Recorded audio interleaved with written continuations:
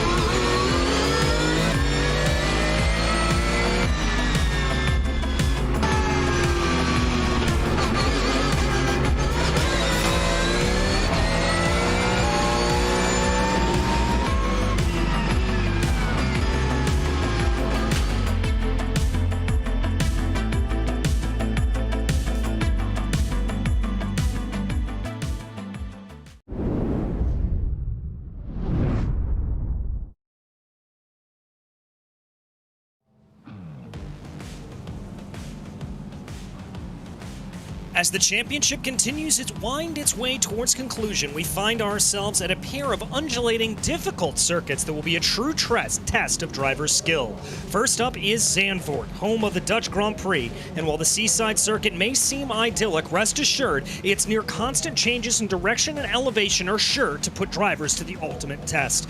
Hello everyone, and welcome to the Precision Racing League's MX-5 Cup Series, brought to you here live on RaceSpotTV. My name is DJ Clark, joined here in the commentary booth by Joey Tebben, with our director and producer Hugo Louise behind the scenes. And Joey, this is the older scan of Zandvoort, so no banking to run around here to speak of, but I dare say that's actually going to make things a little bit more difficult for the drivers. It's going to make things far more difficult, especially because that last sector of the track, those last two corners, they've been kind of nullified in the new F1 track. It's a flat-out corner through the final corner nowadays, but on this old scan, it's narrower, it's trickier, there's less room for error than on the current F1 track. Zandvoort's always difficult, and it's even more difficult in this older configuration. Yeah, it certainly is. And overtaking going to be at an absolute premium here, I think. And so qualifying going to be very, very important. But we'll get you to that qualifying action here in just a little bit of time. Before we do, though, let's go ahead and jump on over to the schedule here. As you can see, we are in that penultimate round at Zandvoort. We've been all across the country and all across the world. And Joey, we end things up at Road America. You and I have been harping on this since the beginning of the season. But what a great way to end. It's going to be an incredible way to end. I'm not sure if the championship's going to be in contention at Road America, but, you know, with the fact that you cannot drop that last week of the championship, anything can happen. If Jameson Sampaio has a terrible race, if he doesn't score any points, and Kevin Sandiego wins somehow, crazy things can happen, and that's honestly why we have the drop week in the final week. You've got to perform every single week of the season. Yeah, indeed you do. And speaking of Jamison Sampaio being able to perform, let's check out the championship standings there. 34 points the advantage for Sampaio over Kevin Sandiego. Now, normally we would say that is championship done and dusted, but with the last round of the season not being a drop week, things could still stay open. A little bit of a battle going on there between the pair of chases, Michael Chase and Austin Bartlett. Chase 4P3 with Andrew Sharp looking in as well. A close battle for 6th on back with Kevin Bergquist and Kelly Greenhouse separated only by about 7 points. And then another tight battle back there for 8th with Larson, Putnam, and Felipe Seni there as they run. We also have a teams championship, and up there it is a lead that has been cut down on in recent weeks for Dark Horse Esports. Unlimited Slip closing in on them, and Crikey Esports not too far behind as well. Then it's CFMP Sampaio, followed by Fossil Racing, and then a good battle for 6 with YS Motorsports and Sperati Motorsport. Whataback sits in 8th place with Derpy Playground, YT, and Hub Racing, rounding out your top 10 here today. And I certainly have my eyes up at the top of that championship order, but we could not do anything here today without our many, many sponsors. First and foremost is VCO, the virtual competition organization, without which this would not be possible. So a massive, massive thank you to them. We also want to thank Advanced Sim Racing. Owned and operated by passionate sim racers, Advanced Sim Racing designs and builds the sturdiest, most durable aluminum profile racing simulation cockpits available in the market today. All PRL members also get a 5% discount on all ASR products using the Precision 5 coupon code. Also like to thank Racebox Sim Racing. Racebox offers mid and high-end button boxes for sim racing enthusiasts. From the casual gamer up to the most meticulous sim racing driver, competitively priced and carefully handcrafted, their button boxes are an enjoyable addition to any sim racing setup. Visit raceboxsimracing.com and get a 5% discount using the Precision 5 coupon code. Also, thanks to RaceLab apps. RaceLab helps you to improve your driving skills. With modern overlays, race statistics, and native VR integration, you can get the best out of iRacing. Start using it now for free at racelab.app. Also, massive thanks to the Butt Kicker. Butt Kicker products provide an incredible immersion and realism to every game. Feel every nuance and truly put yourself in the driver's seat. And finally, we'd like to thank NinjaTrader. Ready to compete against the financial markets? Supporting over 60,000 users across the globe, NinjaTrader provides award-winning trading software and brokerage services. NinjaTrader is always free to use for advanced charting, backtesting, and trade simulation. Visit ninjatrader.com to get started with a risk-free trading simulator and start tracking your performance. Well, Joey, that's going to bring us on to the action of qualifying, and maybe a bit of a surprise up at the top of the charts right now. It is the Family Chase leading the way right now. Austin Bartlett Chase with a pretty sizable advantage of about 0.5 of a second over Michael Chase. Kelly Greenhoe not too far behind. Ryan Kings not far behind them, but Jamison Sampaio a surprising 5th place.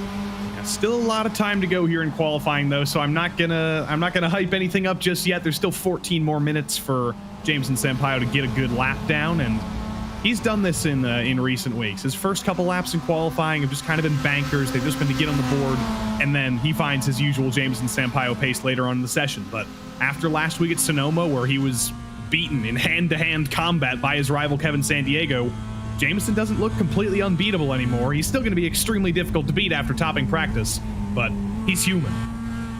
He is indeed human, and here we see, as we look on the screen right now, that Dark Horse Esports team kind of working together here, trying to take a little bit of an advantage of the draft. We often talk about that draft here in the MX-5s, particularly considering the fact that they don't really pick up a lot of aero wash. I think this could be a good strategy for them tonight. Yeah, if there were a couple longer straights, I'd say it's really the strategy to go with. It certainly helps. You get a little bit of the effect of the draft on this little curvy straight here, but then once you're in the middle sector of the track, the draft isn't really going to help you much at all. Maybe in the short little back straight coming into the chicane, and then on the front straight, of course, as well. So it's going to help you get a couple of tenths. I'm not sure if it'll be the difference between pole and not getting pole, but every little tenth helps, and that's why Kelly Greenhoe is trying to get some help from Kevin Sandiego up ahead. Yeah, you're right about that. Every 10th is going to help these drivers exponentially as we watch Greenhoe working his way through turn 9 and now in through turn 10. Interesting there that he's taking a widely different line than his teammate up ahead of him, Kevin Sandiego. You really see Sandiego taking those late apexes into the corner. Kelly opting for a different strategy and really just hugging that interior line as much as possible. Yeah, at Zandvoort, there's sort of multiple lines you can take. It really depends. That is certainly not a line you want to take through the chicane, and I think that was deliberate by Kelly Greenhoe. He's just going to get back in line behind his teammate Ryan Kings, who was on a little bit better of a lap, but you can run tighter through those two corners. They're deceptively tight. Turn 10 and turn 11, or turn 9 and turn 10. I got to get my numbers correct. But you'll see a lot of drivers. Some of them are going to go for that late apex. They're going to turn in late, but they're also going to open the door, and that's the switchback you have to make.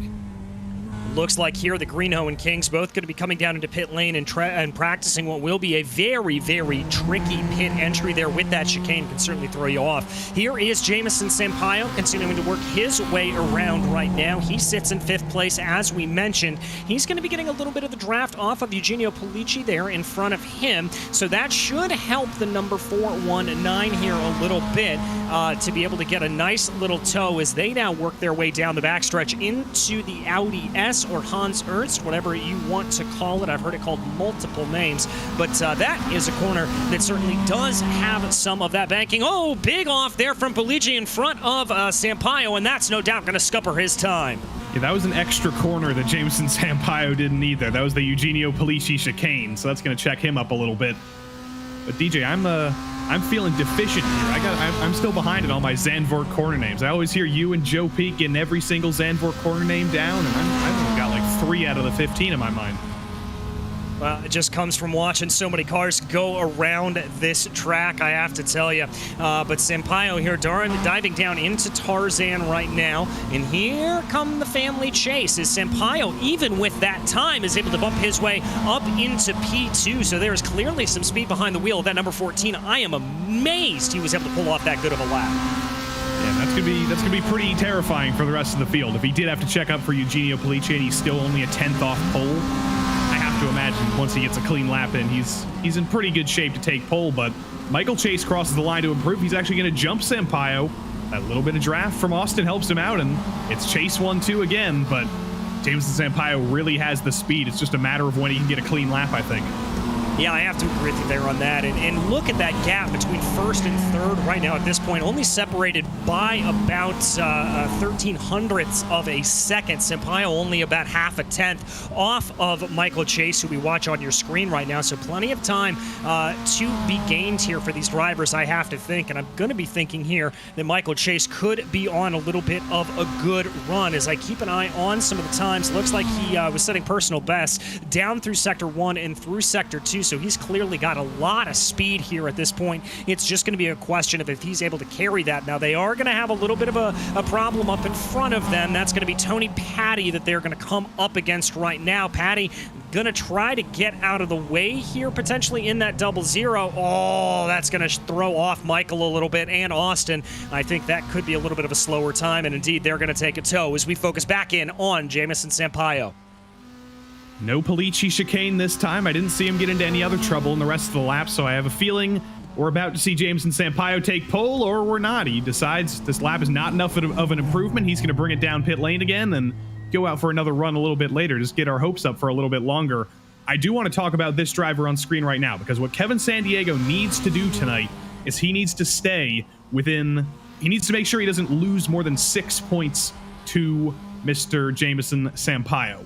5 points, actually, if he wants to win the championship and not just tie it. If Jamison Sampaio has a 37-point lead over Kevin Sandiego coming into Week 10, Jamison wins the championship. So that's the number he needs to hit tonight, because you can get a maximum of 37 points with a win and the 2 bonus points. And if a driver fails to finish the race, they get 0. So if all those numbers don't make sense, they might in a little bit longer, because we're going to keep explaining that and pounding that into Kevin Sandiego and Jamison Sampaio's heads, because there is a championship on the line and it could be decided a week early. All right, Joey, I'm going to put you on math duty for that to make sure that we keep on top of all of that. But right now, Sandiego not looking like he's got the best fortunes. He finds himself 6, nearly 7/10 of a second off of your overall leader, Austin Bartlett Chase. Although looking here, I am seeing a couple of green sector times on this most recent lap, so he may have the ability to try to gain back up. Let's keep our eyes here on the number on the number 88 as he comes out of Ari Lyondike. Right now, going to be getting a good pull down the straightaway, courtesy of his teammate in front of him, as he's going to cross over the line. Does Kevin Sandiego improve? Yes, up 2 positions. He'll vault over his Dark Horse esports team members of Kelly Greenhoe and Ryan Kings, but still only good enough for 4th place. Just keeping himself within touching distance of Jamison Sampaio. That's what's important. He's going to need to hope that Jamison crashes out early and isn't able to finish more than 50% of the laps next week, but, you know, those are the things you have to hope for sometimes when you still have those barest championship hopes alive. anything can happen. But Eugenio Polici, he's trying to redeem himself for getting himself on the broadcast for a little bit of a bad thing earlier. But through the final corner, it looks like a decent run. Maybe lost a little bit of momentum through the second to last corner, went off a little bit wide, had to lift a little bit, but let's see. Is there an improvement coming to the line? It's a 156.6 before. I know Eugenio's got more speed than that, but it's going to be exactly the same almost. Another 156.6. Yeah, and Sampaio there behind him is on an outlap right now, so that'll be something to keep an eye for as we continue to watch Polici. Going down through Tarzan, that is really one of the better overtaking opportunities on the track, is down into that first corner. We can occasionally see some moves down into Masters or into Turn 9, but those are exceedingly rare. The majority of passes that we see, Joey, tend to be down that pit straightaway, so drivers getting that corner right going to be very, very crucial here early on. You can't really say that's the only overtaking spot on the track, but it's the most realistic overtaking spot on the track. That's where everybody is going to be looking to make their moves. They're going to be trying to maximize their runs through Kumho, through Ari Lyondike, and maximize that run into Turn 1. Like you said, you can make a move at Turn 9. If you dive into the inside of Turn 10, you can make a move as well, but those are always going to be low percentage moves. Turn 1 is kind of designed to be the place where you make moves.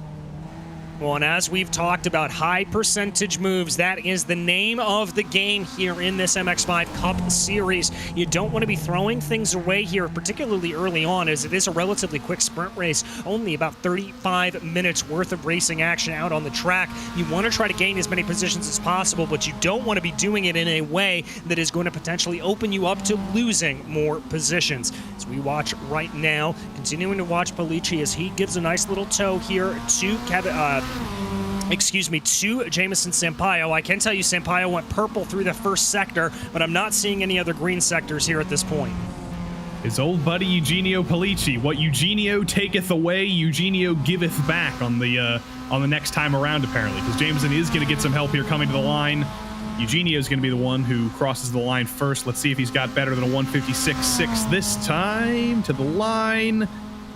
156.5, that's better. Still only a 10th better. And there goes Jameson Sampaio to pole by 100th.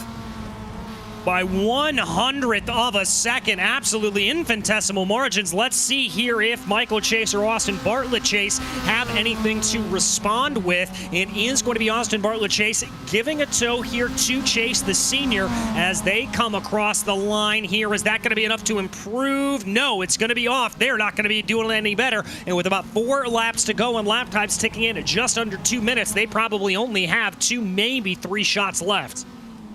And these Dark Horse Esports drivers, they're going to be the ones to watch now. That it's been a battle. They were always the drivers who were famous for working together last season in qualifying.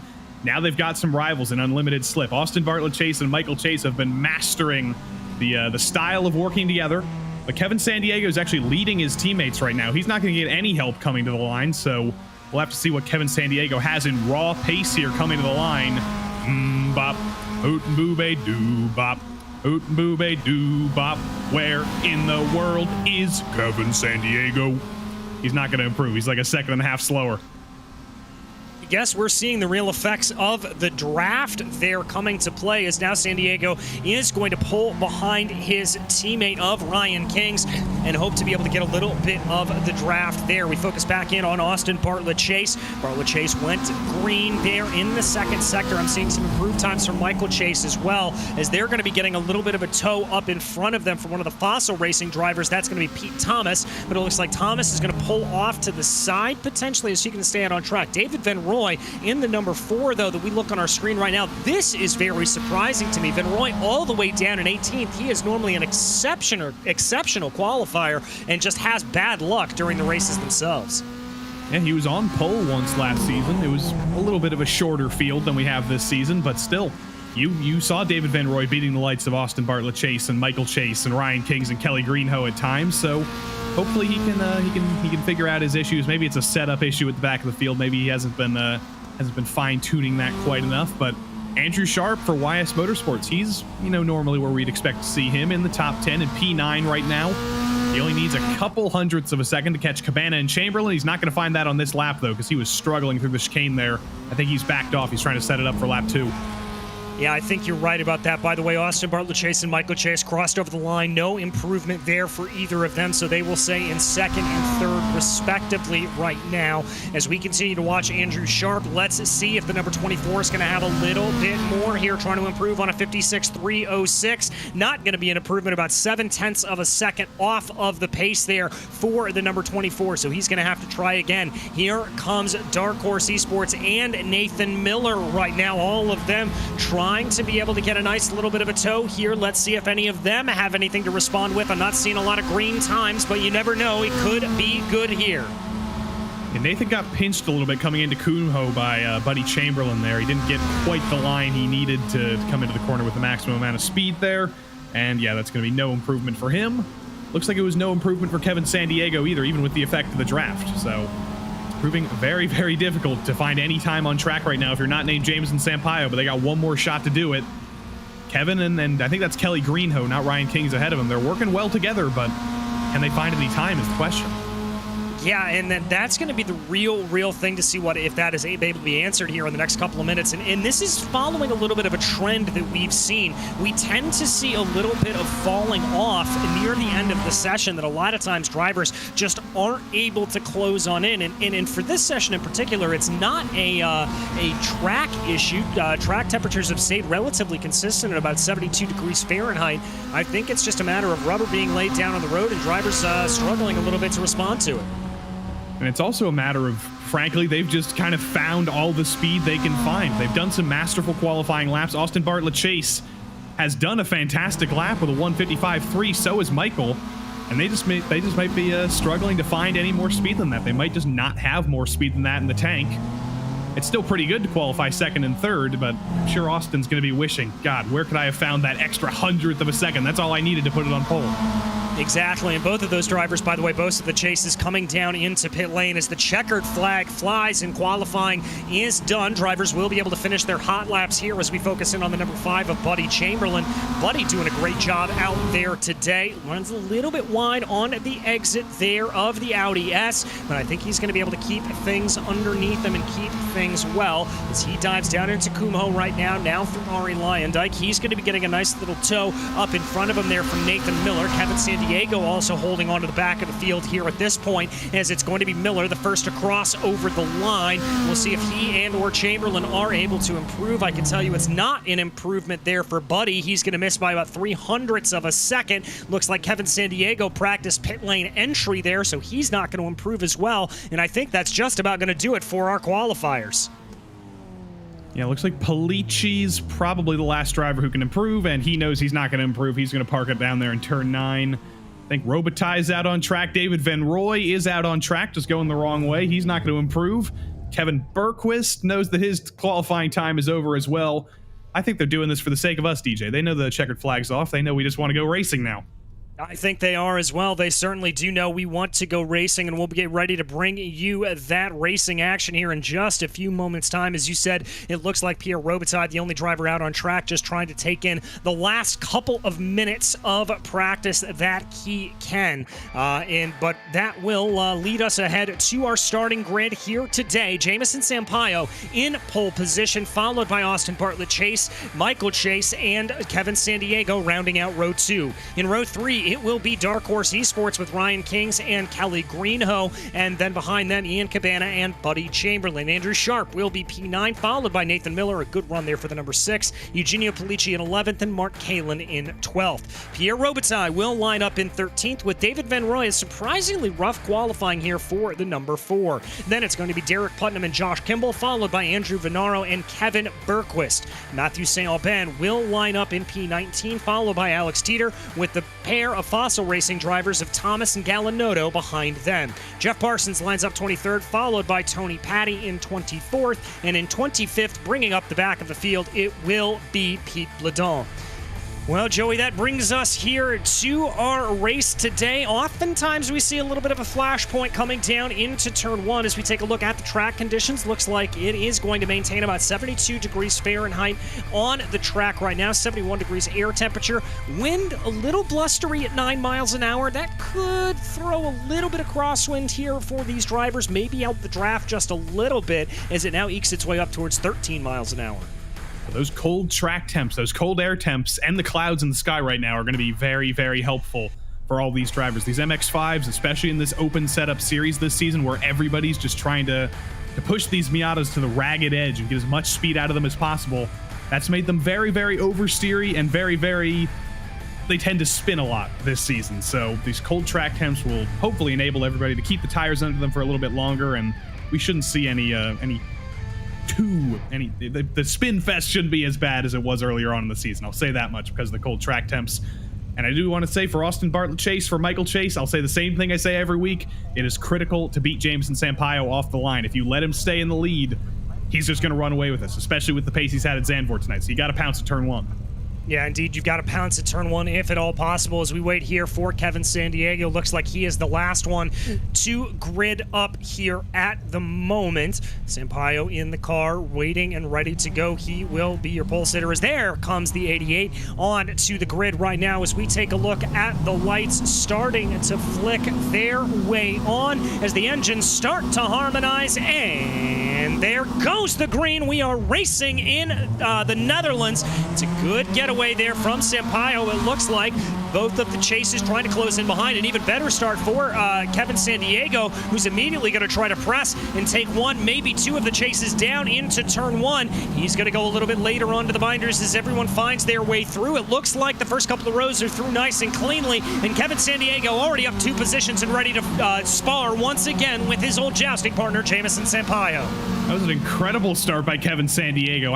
I did not expect him to be able to take 2 chases in 1 off the start, but he did exactly what he needed to do. He pounced on both of them. He's minimizing the distance between him and Sampaio. And hey, maybe he might surprise us like he did last week. Can he find the race pace that he didn't have in qualifying and still match Jameson Sampaio? That's the question. He was able to do it at Sonoma last week, which isn't the most dissimilar track to Zandvoort, but he didn't show it in qualifying. Hopefully he surprises us. Yes, we'll have to see if he is able to. A little bit of a sideways run there for Jameson Sampaio as we focus a little bit farther back in the field. Mark Kalin trying to make moves here early as he is already up 1 position for Whataback Racing. He now has Eugenio Polici in his sights and tries to be able to get a move on him. Mark Kalin had a good race last week, finally in the MX-5 Cup Series. Got a solid P6, P7. I don't remember which position it was exactly because he got checked up in an incident coming to the line. But this was a high point in the Mark Kalin season. It's been a terrible run for the past 8 weeks in the PRL in all 3-4 series that Mark Kalin races in. But the MX-5 Cup Series was a high point last week. Looks like it's a high point this week again, but he's got 33 more minutes to keep it on the track, hopefully. Yeah, he's going to have to do that as there's a little bit of a stack up there in front of him. That's Cabana and Sharp looking like they duke it out in front of Kalin as there was a little bit of dirt kicked up there on the exit of the Audi S. Kalin taking a little bit of a narrower line. That's Andrew Sharp taking a little bit of a narrower line there through Kumho. Looks like he's going to be able to try to put the screws here to Ian Cabana as Sharp is exactly where he started. Cabana down 1 position on the day. Buddy Chamberlain be able to make the move on him to move up 2 spots. Here comes Cabana. Here comes Sharp, rather. Cabana going defensive a little bit, trying to see if he's able to do anything in the back there. Eugenio Polici going defensive as well, holding off an attack from Mark Kalin. That's now going to keep everything relatively spaced out as we go into couplets here up through Gernlock, trying to see if there is anything to be had for any of these drivers. Looks like Sharp backed off a little bit, and here comes a move from Polici. Not enough to be able to commit there into Hugenholtz.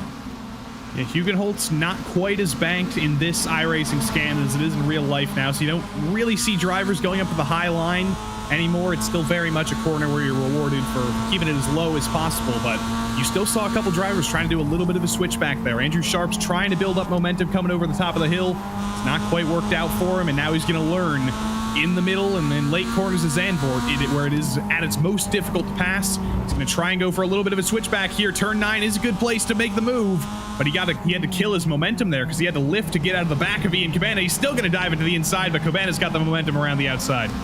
Yes, he does. Cabana be able to hold the line here for now, as it looks like now it's Polici who has turned around to be on the offense here, trying to get down to the inside of Andrew Sharp. That's not going to play itself out, and Polici's going to fall back into line, maybe into the hands of a waiting Mark Kalin. Kalin, again, having a good start to this race, wants to try to capitalize on it here. He's going to get a little bit of the draft, pokes his nose to what will be the inside of the first part of the Audi S, but thinks better of it and falls back into line. Letting Eugenio Polici know he's there, I guess, and it didn't do much. Polici wasn't forced into a mistake, but you know, Mark Halen just showing his nose a little bit there. Sharp cutting Kumo very, very hard. And Polici going a little bit wide. So the tale of two different styles and trying to take that corner. But Andrew Sharp is not going to be denied here. I think coming into turn one, there's a great run through the final corner.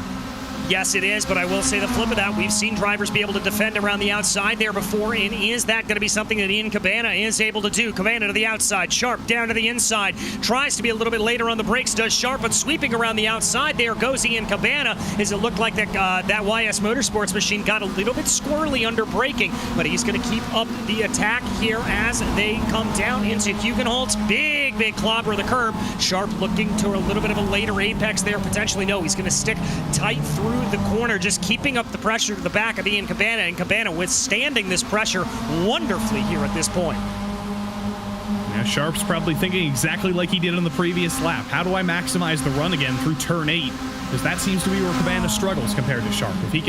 If Sharp can take advantage of turn 8, that's where he is quicker. He can dive into the inside of turn 9. If he can be a little bit later on the brakes, he can probably prevent Cabana from going around the outside like he did the last time out. So let's see. Through turn 8 here, Sharp's going to take a little bit of a wider line. Cabana almost cuts the corner. I hope he doesn't get a slowdown for that, because he was very far over the curb there, and he is going to hang on there, and it looks like Ryan Kings has gotten by Buddy Chamberlain. Yes, he has, as they are now in a little bit of a fight here. Actually, I think this is Chamberlain catching up to the back of Ryan Kings, as Kelly Greenhoe was able to get by Ryan Kings, his teammate, and now it's Buddy Chamberlain trying to put a little bit of pressure to the back of the Dark Horse Esports driver. Kelly Greenhoe up and caught up with that pack up front that includes Sampaio, San Diego, Bartlett, Chase, and Chase right now. We keep our eyes focused on Andrew Sharp, though, as this dynamic battle has truly been one of the best that we've had. Sharp, again, exactly where he started. Polici trying to take a little bit of a look as they come down into Kumho right now. Not going to see anything play itself out. Sharp looks like he's got a little bit better speed. I'm going to be interested to see here if Cabana decides to go defensive, quote unquote, by sticking to the outside, because that worked well so well for him last time around. Sharp's not even really getting a run here because he's so close to the back of Cabana. He can't even take the full effect of the draft because there's no draft to be taken. He's still going to dive into the inside. He's going to try and be a little bit later on the brakes this time. He's going to be successful, but I think he got distracted. Ian Cabana got a little bit distracted there because Buddy Chamberlain put up a little bit of a smoke screen and almost lost it through turn 1. Yeah, I think he may have just gotten onto the loud pedal a little bit too early. Chamberlain braking very early there for Hugenholtz, and you can see as a result, that forces Ian Cabana to go wide. Cabana now going to be under a little bit of an attack here from Eugenio Polici, who's thinking about trying to make a move. Their gap is about 2 car lengths as they come down the back straight right now, trying to see if any of these drivers are going to be close enough. It doesn't look like Andrew Sharp quite has the momentum to get that move done, but we've seen Buddy Chamberlain have a little bit of a tendency to brake early. Will that tendency continue here for the number 5, and will Andrew Sharp be able to pounce on it? That's the ultimate question. Let's see through Andrew Sharp corner here, turn 8. It's his best corner on the track. Chamberlain blocks a little bit to the inside. He defends just enough to make sure that Sharp can't dive into the inside, but Andrew is going for the alternate line through turn 9. Chamberlain goes to the inside. Now through turn 10, Chamberlain makes another mistake. Sharp's going to peek to the inside, but again, on this short straight, he's not going to have enough of a run to peek to the inside and try and make a move into Hans Ernst. No, I don't think he's necessarily going to have it here at this point, trying to search for a little bit of grip, but Sharp is indeed going to just stay in line there at this point. He is not going to be making the move. Oh, but Chamberlain getting it wrong, and contact there between the two.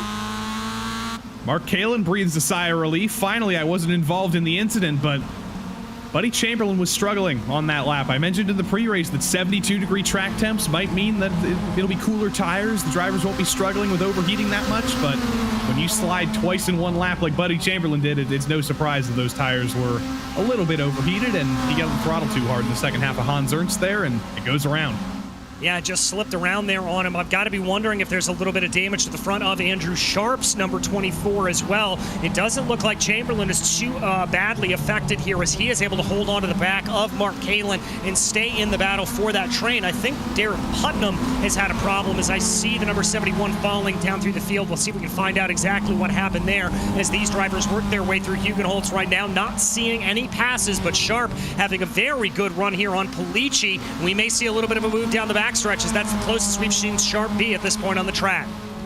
I think Andrew might be the luckiest Miata driver in the world right now, because every time I look at the nose of that car, every time it comes by, I don't see any real damage. It was soft contact with Buddy Chamberlain. It's not like it was a high-speed impact, but it was still contact, and somehow Sharp's gotten away with it. That car looks completely pristine on the front.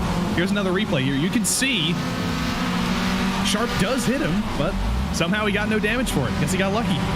Yeah, I guess he got lucky as well. Trying to take a look at Buddy Chamberlain's car. Is Polici now trying to turn the tables here and get a little bit of a move on Ian Cabana? This the battle for 7th right now as they continue to go. They've got a pretty healthy gap up ahead of them to Ryan Kings to the tune of about 3 seconds here as this battle just continues on. Polici now the driver looking to be in the catbird seat as they work their way down the backstretch. He's going to poke to the inside here, coming down into Hans Ernst. He's going to get ahead. I think Cabana kind of saw that coming and let it go. And now it's going to be Andrew Sharp trying to take a little bit of a 2-for-1, go around the outside there of the 774 of Ian Cabana. He's going to get on the lap pedal and get in front there. Yeah, how often do you see a move around the outside there? Not very often, but Andrew Sharp just took advantage of that little bobble from Cabana. Polici was super aggressive, dove it to the inside, and that's smart driving from Andrew Sharp as usual. Great racecraft, and he knows when to take advantage of those little moments, and now he might have a shot at Polici into turn 1. He's finally actually going to get the effect of a draft. He's going to have some momentum built up. Here he comes. He's going to peek to the inside, but Polici's always late in the brakes. It's going to be difficult to outbrake Eugenio Polici into turn 1, but he's going to be able to stick side by side with him. He's going to stick side by side, and as they work towards Hugenholtz right now, that's going to come back to bite him a little bit as the track will curve this way and that before finally taking into the left-hander. And indeed, Sharp is going to lose a little bit of ground. Trying to maybe go for a move there is the 774 of Ian Cabana. They're going to be side by side down through Hugenholtz, and that is going to be Andrew Sharp barely able to hold that out. The outside worked out for him there. It doesn't always work out. You can't always build up the momentum out there, but Sharp was able to. He was able to fend off Cabana, and Cabana's actually going to open the door to Mark Kalin here up over the top of the hill. It's a very difficult place to make a move. I think Kalin might have gone for that a little bit too early because he's going to lose all the momentum he was building up there by going for a move a little bit too early into ski block, and now he's got to back out and wait for the rest of the lap pretty much. Yeah, he's not really going to have another chance, but he's still looking pretty aggressive there behind, trying to see if there's anything to be had here is Mark Kalin. We keep our eyes focused on Andrew Sharp. Sharp tries to go down into the corners right now, looking down to the inside, looking at the poke coming through turn 9. Oh, sideways there was Eugenio Polici. Those Colt tires coming back to bite a little bit. Joey, you hit the nail on the head about that earlier on. Is now Sharp is going to be on the attack coming down into Hans Ernst. He'll have the benefit of the earlier line. Polici breaks early, and that's going to be Sharp up and into 7th place. Polici, that was the spot that Polici loved to make moves, and he got beaten by his own game there. So that tells you how late Andrew Sharp can be on the brakes. Question is, can he run away from Polici, and also can he chase down Ryan Kings, who's now 3.5 seconds ahead? If Sharp does have as much pace as I think he does against Polici, it's going to be a pretty lonely race from now on. But he's actually going to come down pit lane, as is Ryan Kings. Pit cycle's kicking off early. There's still 23 minutes to go, but evidently these guys think there's a gap on track.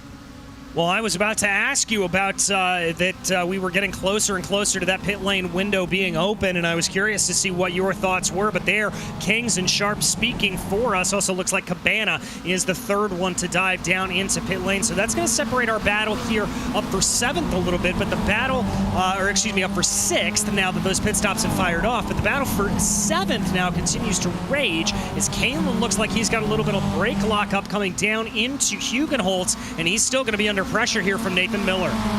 It's very easy to lock up the brakes coming into Hugenholtz because you're basically turning under braking. You're trying not to, but you very often are. And with the elevation change, it takes you downhill a little bit with that tiny little bit of banking, that tiny little bit of camber. It's very, very easy to lock it up coming into there, but you got to be careful doing that because you will overheat the tires. That's something that Mark Kalin has done in these MX-5s before. He'll learn from his mistake, though, I think. I hope.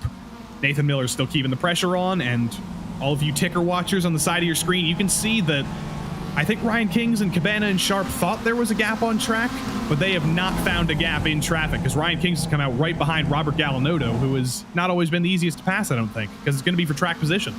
Yeah, it's going to be for track position, so we'll have to see what happens, although I did just think I hear Mark Kalin over the radio saying he is going to be pitting in on this lap, so that could be a little bit of a change here for this battle right now as they work their way down through Hans Ernst. Almost a little bit of a run there for the number 6 of Eugenio Polici as, Polici looks like he's had a problem. Is that a slowdown penalty by chance? Polici falling back down through the order. I think he spun coming out of the second half of the corner here. Yep, there he is. He clips the curb. He keeps trying to full throttle it to save it. Wasn't a full spin. He did eventually lock down the brakes, and he did eventually save it, but he lost about 4 spots for that. Another victim of those tires overheating a little bit and spinning around. I guess the cold track temps still aren't cold enough for these drivers to keep the tires under them.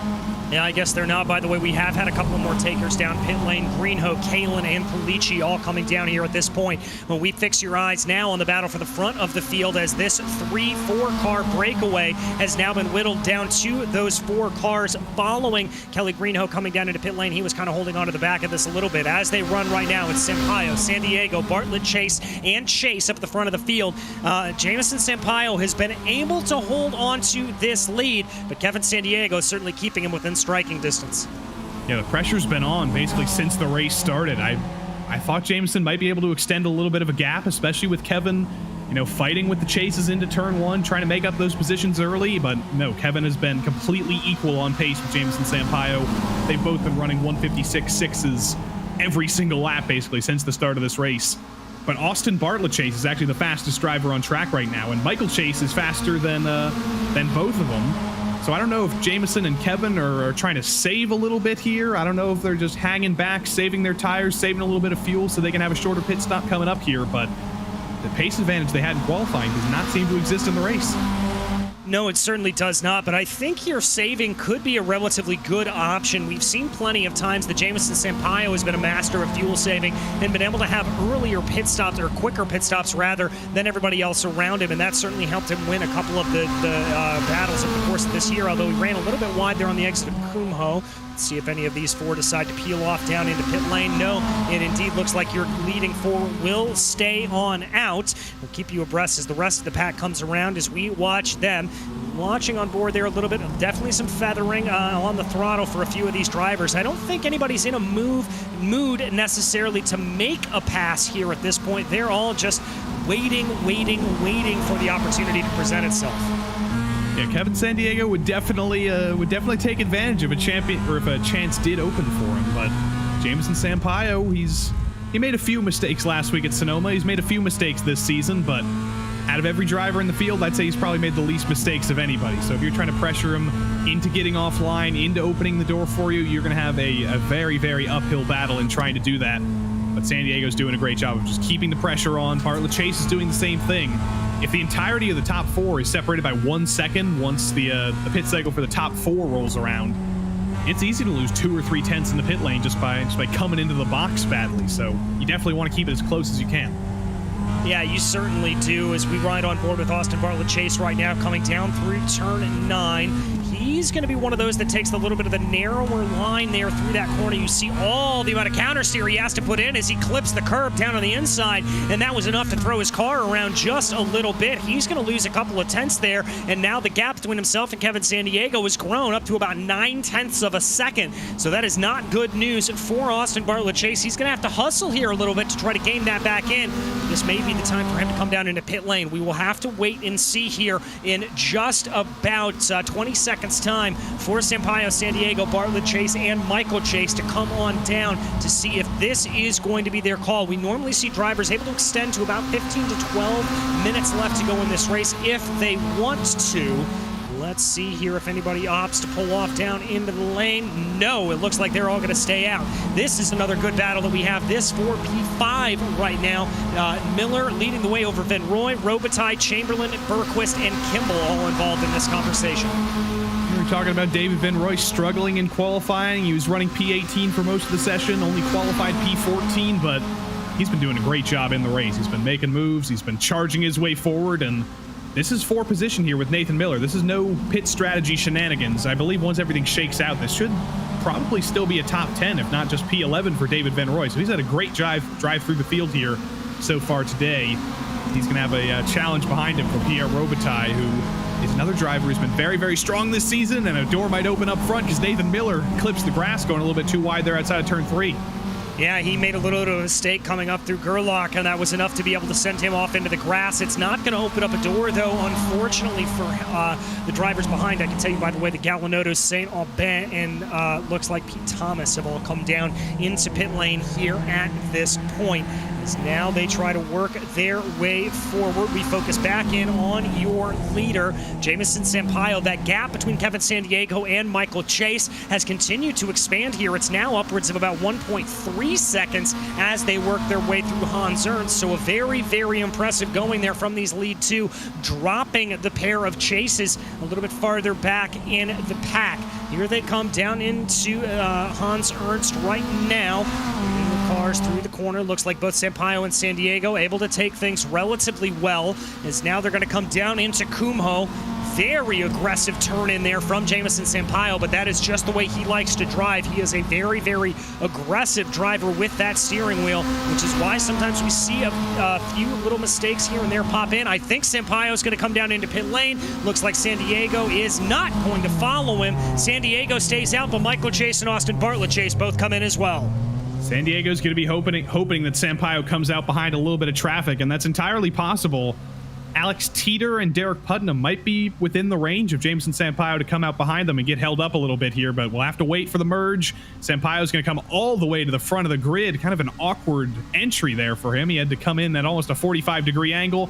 He's going to put tires on, as are the two Chases. Austin Bartlett Chase is on recovery, by the way. I didn't see exactly what happened to him, but he made a mistake on the previous lap. That's why he lost about 2.5 seconds to the leaders, and he lost that position to his dad, Michael, but he's going to beat Michael out of the pits. I think Michael Chase might have a penalty. No, he's fine. Just a long stop. Just a long stop there for Michael Chase. That is going to put him a little bit farther down in the order, unfortunately, as drivers now work their way out. There is a little bit of side-by-side. That's Pierre Robitaille in the 64 trying to come through the field there. That's Kevin Bergquist. None of these drivers have pitted. Robitaille trying to be a little bit aggressive there on the curving, coming down through Rob Slonemaker, trying to see if there is something to be able to have there. Robitaille trying to carry as much momentum as he can through Schlievelock. Not able to see any of that play. This could favor Kevin Bergquist coming into Masters right now. It doesn't look like it, but there's a little bit of a good run for the 64. He's going to start to close in a little bit as they continue to work their way through right now, just waiting for the rest of these drivers to come on down into pit lane. Kevin Sandiego's hopes have not come true. Sampaio came out in completely clean air with about 4 seconds up to Alex Teeter. But Josh Kimball is getting all sorts out of shape. Kevin Bergquist, I think, got a slowdown somewhere. I'm not sure. I think he might have cut turn 8 a little bit too much, because that's going to be an easy move for Josh Kimball, while Kevin Bergquist parks on the brakes a little bit to serve a slowdown. Yeah, he's certainly going to have to slow down there a little bit, getting that penalty there for him. As now we watch the drivers coming on through. Sandiego, by the way, Sandiego into pit lane here at this point, so we could have a little bit of a battle for the lead as it shapes itself out. It looks like right now that Jamison Sampaio is currently in 9th place. He's coming down into Kumho entry right now, as there you see the 88 getting service, getting those left side tires, as has become customary here in the MX-5 Cup Series. Sampaio coming onto the front straightaway right now as Sandiego has to wait for the fuel. Is Sandiego going to be out in time? There he starts moving. He tries to get up to speed, and it looks like the slower pit stop for Sandiego, but he's going to be out into the lead. That's shocking. Kevin Sandiego was a second slower in the box, but over the course of the entirety of the lane, he was actually 0.2 quicker than Jamison Sampaio. So I don't know what Kevin managed to do. Maybe that was just the bad entry to his box for Sampaio that checked him up so much. But Kevin Sandiego has completely flipped things around again, and just like at Sonoma last week, he's back on defense again, and he's jumped Jamison Sampaio in the pits. And that has concluded the pit stop cycle here for all of our drivers. The entire field having come down here with about 12 minutes left to go here at this point. And already that gap, which was about 5 to 6 of a second between Sandiego and Sampaio, it has already come down here, Joey. It's under 4 tenths of a second right now. Sampaio driving like he's on a mission. Yeah, Kevin might have the lead, but it is not going to be a very distant lead. It never will be. So prepare yourselves for 12 more minutes of battling. You saw the calm train that we had. We had the top 4 separated by about 1 second at one point, but nobody was really interested in throwing dives and throwing some haymakers into the braking zones. But now this matters for the win with 12 minutes to go. You're going to see Jamison and Kevin, anytime a door opens, they're going to go for it. Jamison's not going to elect to go for it into Hans Ernst, though. Wasn't able to get quite close enough to send the dive in that time. No, and that again is one of those high percentage moves that we talked about a little bit earlier. You want to be making those high percentage moves. You don't want to be taking risky moves at this point that has a chance to end both your and his race here at this point. So you want to try to keep everything together as much as possible. But as the gap comes down here, coming through Ari Lyondike, you see him clip the curb there a little bit. He runs a little bit wider. Good heads up from Kevin Sandiego, trying to move down to the inside of the track, break the draft a little bit. But Sampaio's already going to be trying to close in and maybe make a move here around the outside. Kevin Sandiego drifts back over, fades back over in the braking zone, and he'll hold on to the lead for now. And just barely left an MX-5 length there on the edge of the track. He didn't force him off into the grass. He left him just enough room, but that was quite a squeeze by Kevin Sandiego there. He wants this lead very, very badly, and he's going to get very aggressive. There was an aggressive move by Ian Cabana. Probably not quite aggressive enough on the brakes, though, because he completely overshot that, and that was great heads-up driving by Eugenio Polici to not get cleaned out there. Yeah, very, very good heads up, and it looks like Cabana is having to serve a slowdown penalty here at this point as he's dropped down into 14th position, make that 17th position. I think something may have actually happened here to Cabana as he continues to fall down the order. Here we watch what exactly happened. Oh, 3 cars trying to go into one corner, and that was never going to work. Yeah, 3 cars coming into one corner, and somehow 4 of them are coming out of it with damage. So that was a messy one there into turn 1. Pierre Robitaille completely innocent behind and got a little bit of the touch there, but yeah, there's no reason to go 3 wide into turn 1, and I don't think all 3 of those drivers, I don't think they actually knew they were 3 wide. I think that was Buddy Chamberlain on the outside. He might have thought he was just going for a dive on Nathan Miller, but everybody just met in the middle there. Everybody meeting in the middle as the middle of the gap here between Sandiego and Sampaio continues to close. Less than a car length as they work their way down into Hans Ernst right now. And that is going to be pulling them back around. But that is going to be Sampaio running a little bit wide on the exit of Hans Ernst. And that is going to mean here at this point that he is going to lose a little bit of time. The gap expanding up to about 0.4 of a second. Let's see here if Sandiego employs that same strategy that he did last time, moving off to the inside of the track. No, it looks like, nope, there he goes. There he goes for the move, and now Sampaio is going to follow behind him, trying to keep that draft as much as possible. I'm surprised that Kevin went down there. I think the gap was big enough that Jameson wouldn't have been able to dive it to the inside. He probably could have just gotten away with that, but I think that's a thing that he's probably just going to learn from this battle. If he's watching his relative, he can study how much does Jameson Sampaio make up in the draft on that front straight? How much of a gap do I need to make sure I can defend off that move? I guess he thought that he was kind of in that range where Jameson might have been able to dive it to the inside, and he elected to make that defensive move because he thought he had to. It still worked. He didn't make a mistake, but when you put yourself off rhythm like that, when you put yourself on defense, it is easy to make a mistake because that's not the part of the track you're normally used to breaking into turn 1 at. Yeah, and speaking of having to take a little bit of offline and braking, this is Mark Kalin and Andrew Venaro as they battle their way through Hugenholtz right now. Kalin doing a great job. He is up 3 positions on the day, but Venaro having an even better day out there as he is up 7 positions here at this point and trying to make it 8.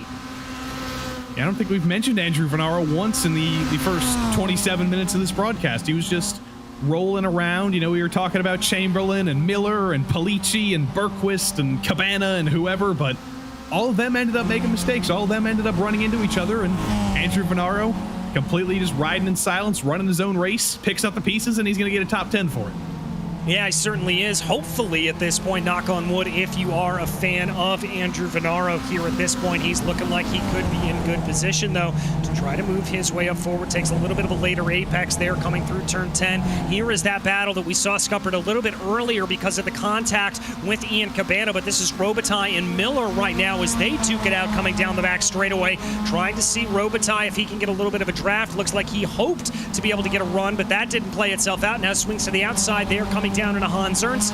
That's not going to play itself out. We jump back up to the front of the field as it looks like Sampaio is going to try another little bit of a run here on Kevin Sandiego. He's got a nose ahead as they come into the braking zone, trying to swoop around the outside. Sandiego getting his elbows out, trying to push the number 419 out wide, but it's going to be a no avail as they're still going to be side by side coming down through Gerlach. Let's see, and Sandiego barely keeps it ahead by the time they get into Hugenholtz. It's hard to go side by side through turn 3 there, and Jameson Sampaio, or through turn 2 rather, Sampaio really had to back out there. He wasn't going to be able to get the grip on the outside, but he lives to fight another day. he's got the support of the entire family in our YouTube chat, apparently. I always talk about how Hamilton to Cabo somehow gets the whole clan out on Thursday night. The whole Sampaio family's out. His son is out. Tati Sampaio, Marcia Duarte, they're all cheering him on here. All right, good to have a little bit of a cheering section here for Jamison Sampaio. By the way, that the car that they are going to be coming up against, that they just went by, rather, is Jeff Parsons. They will have it looks like no more traffic through the end of the race if anything were to happen. Wide line there for Sampaio as he's really trying to get the best angle here down the backstretch. I think he wants to try to make a move going down into Hans Ernst. He's going to get on the loud pedal, try to get a little bit of a draft here coming down the back straightaway. The gap going to be under a car length as they work their way down towards Hans Ernst. Taking up the middle of the track, there is the number 88 of Kevin Sandiego, and he'll be able to hold it off through Hans Ernst for now. The fact that Jamison didn't send it there, that tells you that he knows where his strengths are. He knows that he can make the move into turn one. He didn't need to go for a move like that, a low percentage move. And he's also probably thinking about the championship right now. If he sticks with San Diego, basically as long as he finishes more than 50% of the race next week, Jamison Sampaio will be your champion. But if he made a mistake, if he crashed, if he spun, if he ended up in P18 or something, that would suddenly make the championship a lot more tentative for him. Mark Kalin and Buddy Chamberlain still side by side here. Kalin's trying to hang on to the top 10, but he's not going to get it, and Robitaille's around in the background. Robitaille around in the background and having problems there as he finds himself into the wall on the exit of the corner. And Mark Kalin, they are getting passed by Buddy Chamberlain, I think, as a result of that checkup. As Kalin's now going to be on the back foot, he's going to have to be in a drag race here coming down the start-finish straightaway, trying to see if he's going to be able to hold that advantage as much as possible. They are close to one another. There's the slightest bit of overlap with Kalin down to the inside and Chamberlain to the outside. Kalin tries to get on the binders a little bit later, and he's going to hold that line for now as Chamberlain tries to go around the outside, but it's not going to play out, and Kalin holds on to P10. Not sure who that was who was parked on the exit of turn one there, but that certainly didn't help things. Buddy Chamberlain, I said you couldn't go around the outside in turn two. Buddy is determined to prove me wrong. That was incredible, and I completely outbraked himself in turn three. I think he got distracted by the fact that he was just dumbfounded that Buddy Chamberlain was able to make that move. Yeah, I've got to agree with you there on that. I know I certainly didn't expect that move to play itself out, but there you have it. It most certainly did, as Chamberlain already starting to pull a little bit of a gap here over Mark Kalin to the tune of about 0.5 of a second as he tries to pull away here at this point. This is a good run for Buddy Chamberlain. He's down 2 positions from his starting spot, but I think this will still be a good day for him if he's able to hold on to that top 10. We focus back up a little farther in the field. Michael Chase in a battle right now for P4 with Kelly Greenhoe and Ryan Kings. Oh, Michael Chase taking a big clobber of that inside curving there through Hans Ernst. He's got to be careful with that. We've seen multiple drivers spin out as a result of taking that line earlier in the race. It does get very, very slippery, especially when your car starts bouncing there, but Michael Chase is actually thinking about the team's championship right now because that's still up for grabs. That's not decided yet. If Chase and Austin Bartlett Chase can finish ahead of Kings and Greenhoe there, of course, if Kevin Sandiego wins the race, that'll be good for Dark Horse Esports, but they can keep themselves in contention, I think, next week. Chase is going to try and get by the 2 RX-7 painted cars, the 2 Mazda Speed liveries, but it's always a tough thing to pass Kelly Greenhoe, but it's a tougher thing to pass him when he's got the help from his teammate giving him the draft at the most important part of the track. Yeah, it certainly is. As now, as they all work their way through the corners heading toward Hugenholtz right now, it looks like they're going to stay in single file order, although Michael Chase taking a little bit of a peek down to the inside to just see what he could see. They now work their way through the straightaway here, leading towards Schlievlock. Let's see if there is going to be a pass that is able to be made. Again, very, very difficult to get that move done, but it's not out of the question. And indeed, there, Michael Chase going to stay in line here at this point. He's not going to go for the move. He is just waiting until the right time presents itself. Going to go for the move in turn 8. He's going to try and switch back, but the momentum wasn't there. Greenhoe's going to block to the inside now in turn 9. Chase is going to try and take a little bit more momentum, almost try and go around the outside, but that door's not going to open. Greenhoe's going to block it off again. That was a very, very late block, though. Michael Chase had to do some very heads-up driving there to not get into the back of Kelly, but this is the defense of the century for Kelly Greenhoe. He's throwing everything at this. Yeah, he's throwing everything but the kitchen sink here at this point. Chase going to take a little bit of a wider line coming down in, trying to fill Kelly Greenho's mirrors. I think that may have been a little bit of brake smoke there from Ryan Kings in front of him. By the way, your leader, Kevin Sandiego, coming out of Kumho right now with a minute and 26 left on the clock. I believe that is going to be the white flag, as indeed you can see Barney the flagman waving it here at this point. White flag for Kevin Sandiego. One more lap for Jamison Sampaio to try to get on by. Kevin defends to the inside. No surprise there. Jameson's going to be forced to try and go around the outside. It's his last chance through turn 1, but he's not able to stick it around. Kevin's going to take the outside here into turn 2. Jameson's just going to have to hang back here. I think his next best shot is going to actually be into turn 9. A little bit later on in the lap. Let's see if Hugan holds here. It's a little bit deep for Sandiego, but he's still going to be able to hold off Sampaio. Jameson's running out of time. He's only got about half a lap to go. Yes, he does. He's only got about a half a lap and not a whole lot of chances to be able to overtake. And here comes another wrinkle added to the equation. 22nd place Pierre Robitaille is about 2.5 seconds up the road from these two. Is their speed enough to be able to catch him down? We will have to see. Well, right now, Kevin Sandiego holding it out as we check a little bit of the battle farther back. Andrew Venaro able to move his way by Buddy Chamberlain. Everything coming together. Big blink there from Buddy Chamberlain right in the midst of the action. And he has shown his... I think he did as well. I think that is Buddy Chamberlain out of the race, and that's going to separate things there in that battle. But it does look like there Nathan Miller and Kevin Berquist going to be all over each other. You can see there in the picture-in-picture, it looks like Sampaio running out of time to be able to try to get this move done. He's really only got 2 more corners to try to get this, but neither of those corners are good overtaking opportunities. Is this the nail in the coffin for Sampaio? Is this the start of an epic title defense for Kevin Sandiego? 2 more corners to go. Down into Kumho right now they fly. Looking in the rearview mirrors is Kevin Sandiego trying to see if he's going to be able to hold this out. He comes down into Kumho. It doesn't look like Robitaille is going to factor into this equation. Sampaio runs a little bit wide as they come through Ari Lyondike right now. It's about a car length and a half, 2 car lengths as they thunder down the main straightaway. Who's it going to be? This is Sampaio looking left, looking right, but it's not going to be enough. Kevin Sandiego will take victory. 2 weeks in a row, holding off Sampaio in hand-to-hand, wheel-to-wheel combat. Incredible stuff by Kevin Sandiego, and he does keep himself alive for the championship next week by the barest of margins. All Jameson Sampaio has to do next week is finish to win the championship, but he's still got to finish. That's still a thing he has to do. There is that little tiny margin of possibility that I'm sure Kevin Sandiego is going to be holding on to for next week. I'm sure he is as well. By the way, that close battle we saw with Greenho, Chase, and Kings ended just that way. Kelly Greenho over Michael Chase over Ryan Kings. Venaro was able to hold on to a P9. He was your big mover of the day, up 8 positions as we wait now for the last couple of drivers to finish up coming around.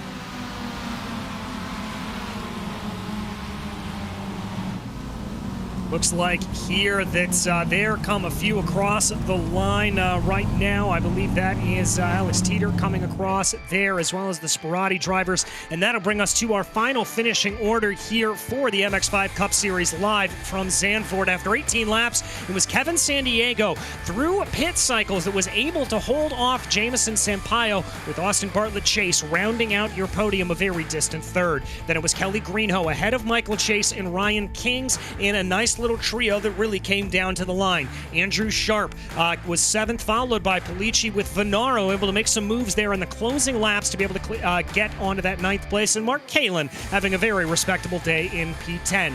Nathan Miller was 11th, followed by Kevin Berquist and Derek Putnam. Then it was Josh Kimball and David Van Roy, who ended up down 1 position despite being farther up the field before the pit stops.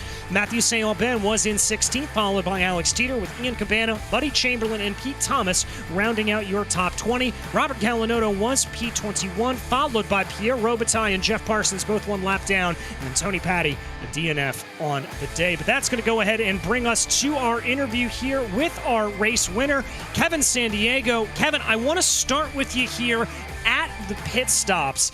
It looked like you were about a half a second slower than Jamison, but you were able to come out into the lead. Was that just a good outlap for you, or what do you attribute that to?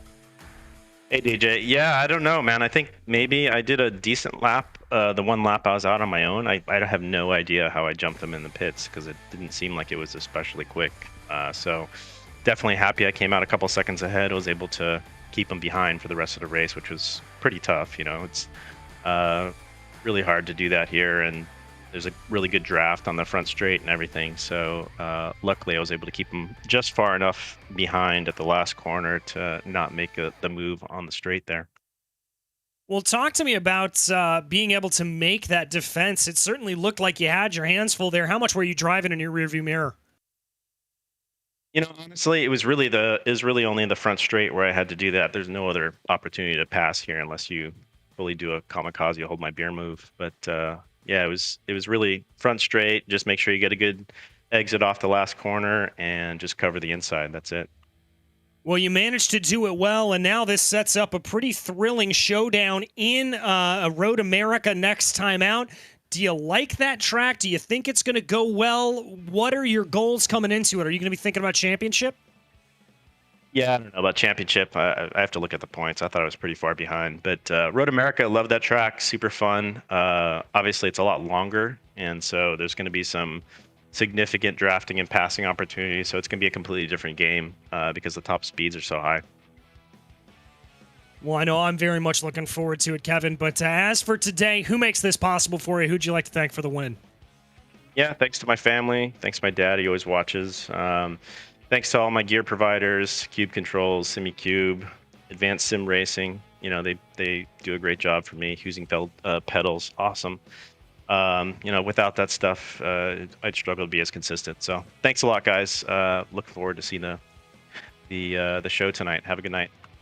Right back at you, Kevin. That was Kevin Sandiego, your victor here today. And now, Joey, I believe you've caught up with third place, Austin Bartlett Chase. Indeed, I have. Austin Bartlett Chase is here after the podium, but before we can even get to the race, I have to ask you about qualifying. That 100th of a second between you and Jameson Sampaio. How hard were you cursing that 100th at the end of qualifying? Frustrating, but Jameson's fast and certainly a worthy opponent. You don't feel too bad about being less than 100th behind him. So overall, happy with my time, but yeah, so close. So it looked like after the pit cycle, you and Michael were having a little bit of a run together. You and your dad were trying to work together. It kind of broke apart a little bit, but talk us through the second stint of the race where you were running for the podium there. Yeah, I think he had a little bit longer of a pit stop than expected, so I was able to come out ahead of Greenhoe and Kings, and he, I believe, slotted in behind him after the pit stop. So I think he probably would have had me in this race overall if he had a similar pit stop length to me. But yeah, fortunate to get out ahead of Kelly and had pace the rest of the way. So I'm not very good at doing math on the fly, but if my calculations are at least somewhat correct, I think it'll be you and your dad separated by 9 or 10 points coming into Road America next week. So it's going to be a close battle for third. Is that going to be your own personal championship between you two? Yeah, we haven't really talked a whole lot about that. We've kind of joked about a possibility of a fighting for third or something like that at the end. We're also eyeing up the team championship as well, which we fought pretty hard for today. But yeah, we'll see how it goes next week. We'll definitely, I think, probably compete at the end of it, but we're teammates too. So Indeed you are. Congratulations on P3 tonight, and we wish you luck next week. Thanks, guys. That was ABC 1-2 number 3. But we've got one more driver. Looks like he's ready, and it's just a foregone conclusion at this point. We might as well just leave this guy in the booth, DJ. He's always going to be here anyway. He is indeed. Mark Kalin, a P10 there for you, able to move up the field 2 positions. How you feeling on that result? I finished the race. I feel great. No no wrecks in me tonight. So yeah, it was a great race. Tons of fun. And passing was really at a premium. Yeah, I was going to say, we saw you there in that battle pretty heavily. I mean, talk to me through your mentality coming through some of those corners, knowing that it is such a high risk to be able to make those moves. What's going through your head when you're trying to judge that position? The key really is trying to get the run off the corners, and I was just really struggling.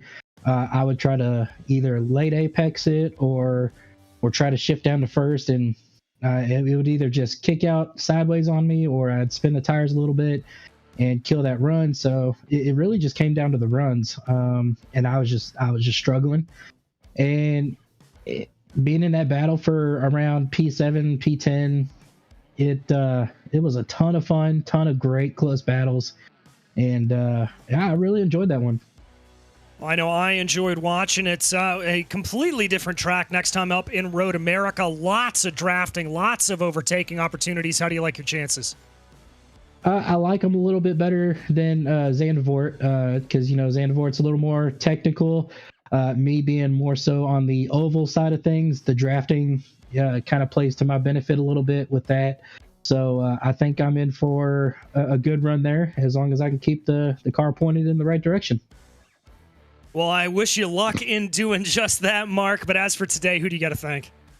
Always the guys over at Whataback Racing, the crew that puts on the league, everyone at the PRL.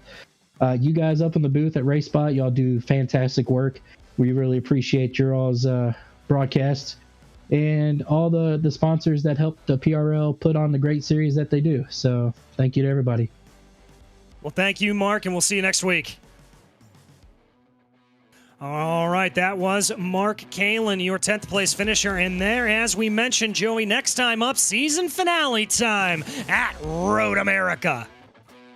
Kevin Sandiego's going to check the championship standings right now. He's probably going to say exactly the same thing I said.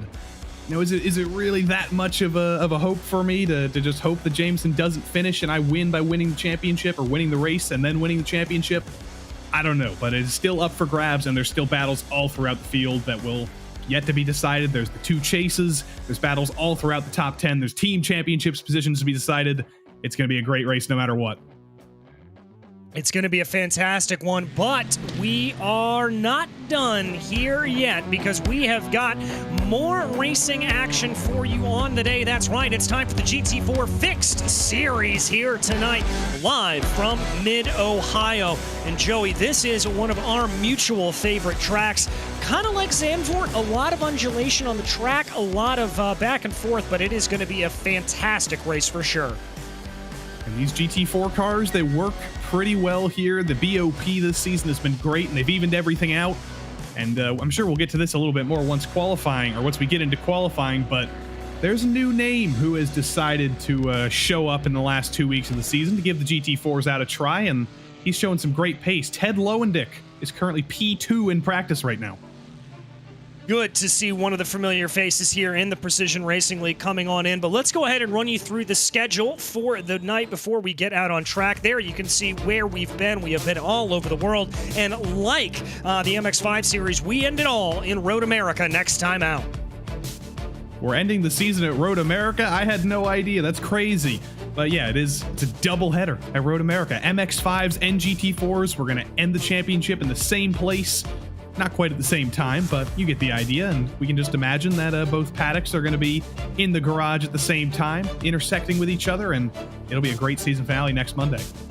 It certainly will, and the championship here for the drivers a little bit closer than the one in the MX-5 Cup Series, as Michael Diaz holds on to a narrow 14-point advantage over Adam Brockway, and Justin Ream only about 25 points back. Francis Castillo-Romero very much in that conversation as well. So if one of those 4 has a bad night here tonight, it certainly could switch things around a little bit as they run. Patrick Bachelard is in 5th place with Dean Giroux in 6th, and then Jean-Marc Tremblay in 7th, locked into a battle there with Chase Brown, Fernando Yaquez, and William Brennan in your top 10. We also have a teams championship here, and for this, Precision Racing Esports has got this pretty much locked up at the front of the field. YS Motorsports, same story, different position in 2nd. Advan Racing, they're in a nice little battle here with Precision Racing Esports Academy. Then Can-Am Racing and SRT Esports find themselves only separated by 3 points.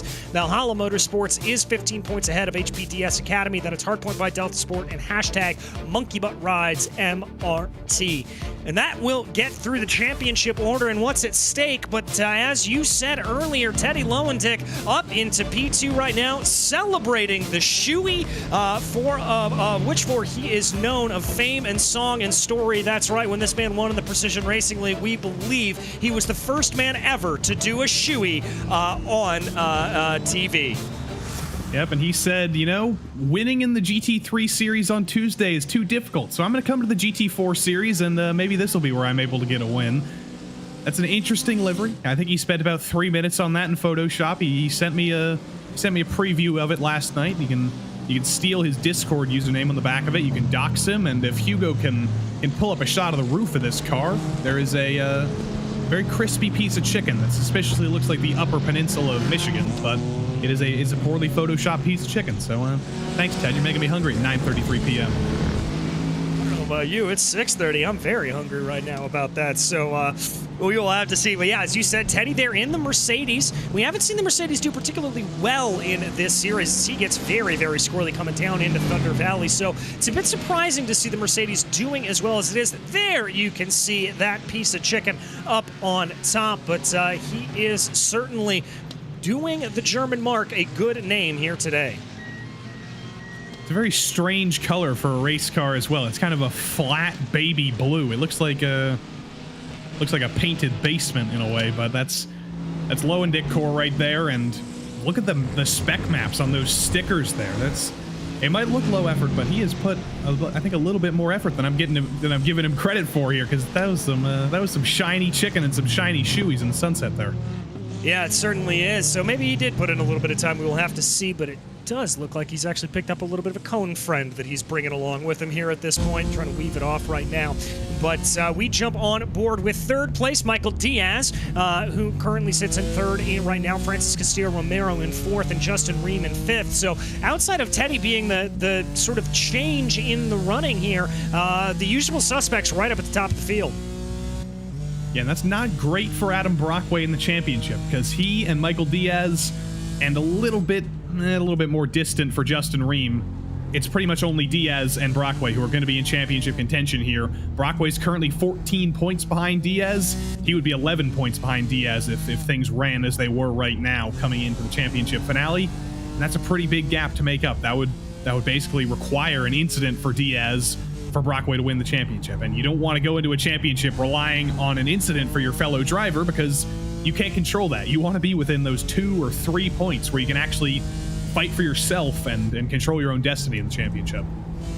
Yeah, you certainly do want to be able to do that. You want to try to be able to hold on as much as possible. As we watch Diaz here coming down through the carousel right now, trying to improve. I am seeing a couple of green sector times here for him, so this may be a slight improvement.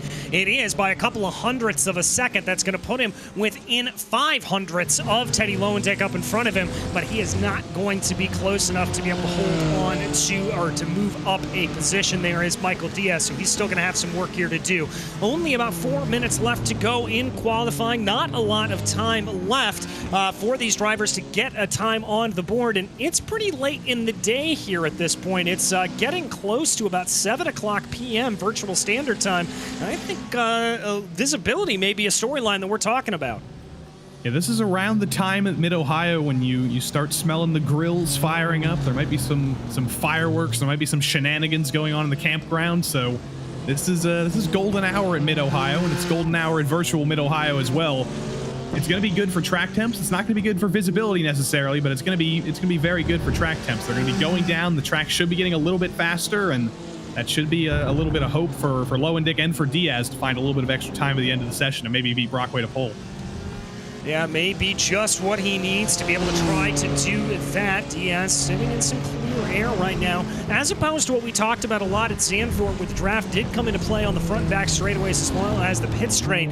You really don't want it a lot here. This is a track where there's a lot of twisty bits, a lot of areas that you really don't want to be picking up the draft, especially considering the fact that these GT4s are a little bit more aero dependent. He's going to come across the line, though, for Diaz. He's going to be just a couple of hundredths off of his best time, so no improvement there. With only about 2 minutes and 50 seconds left on the clock, I think this will be his second to last opportunity to improve.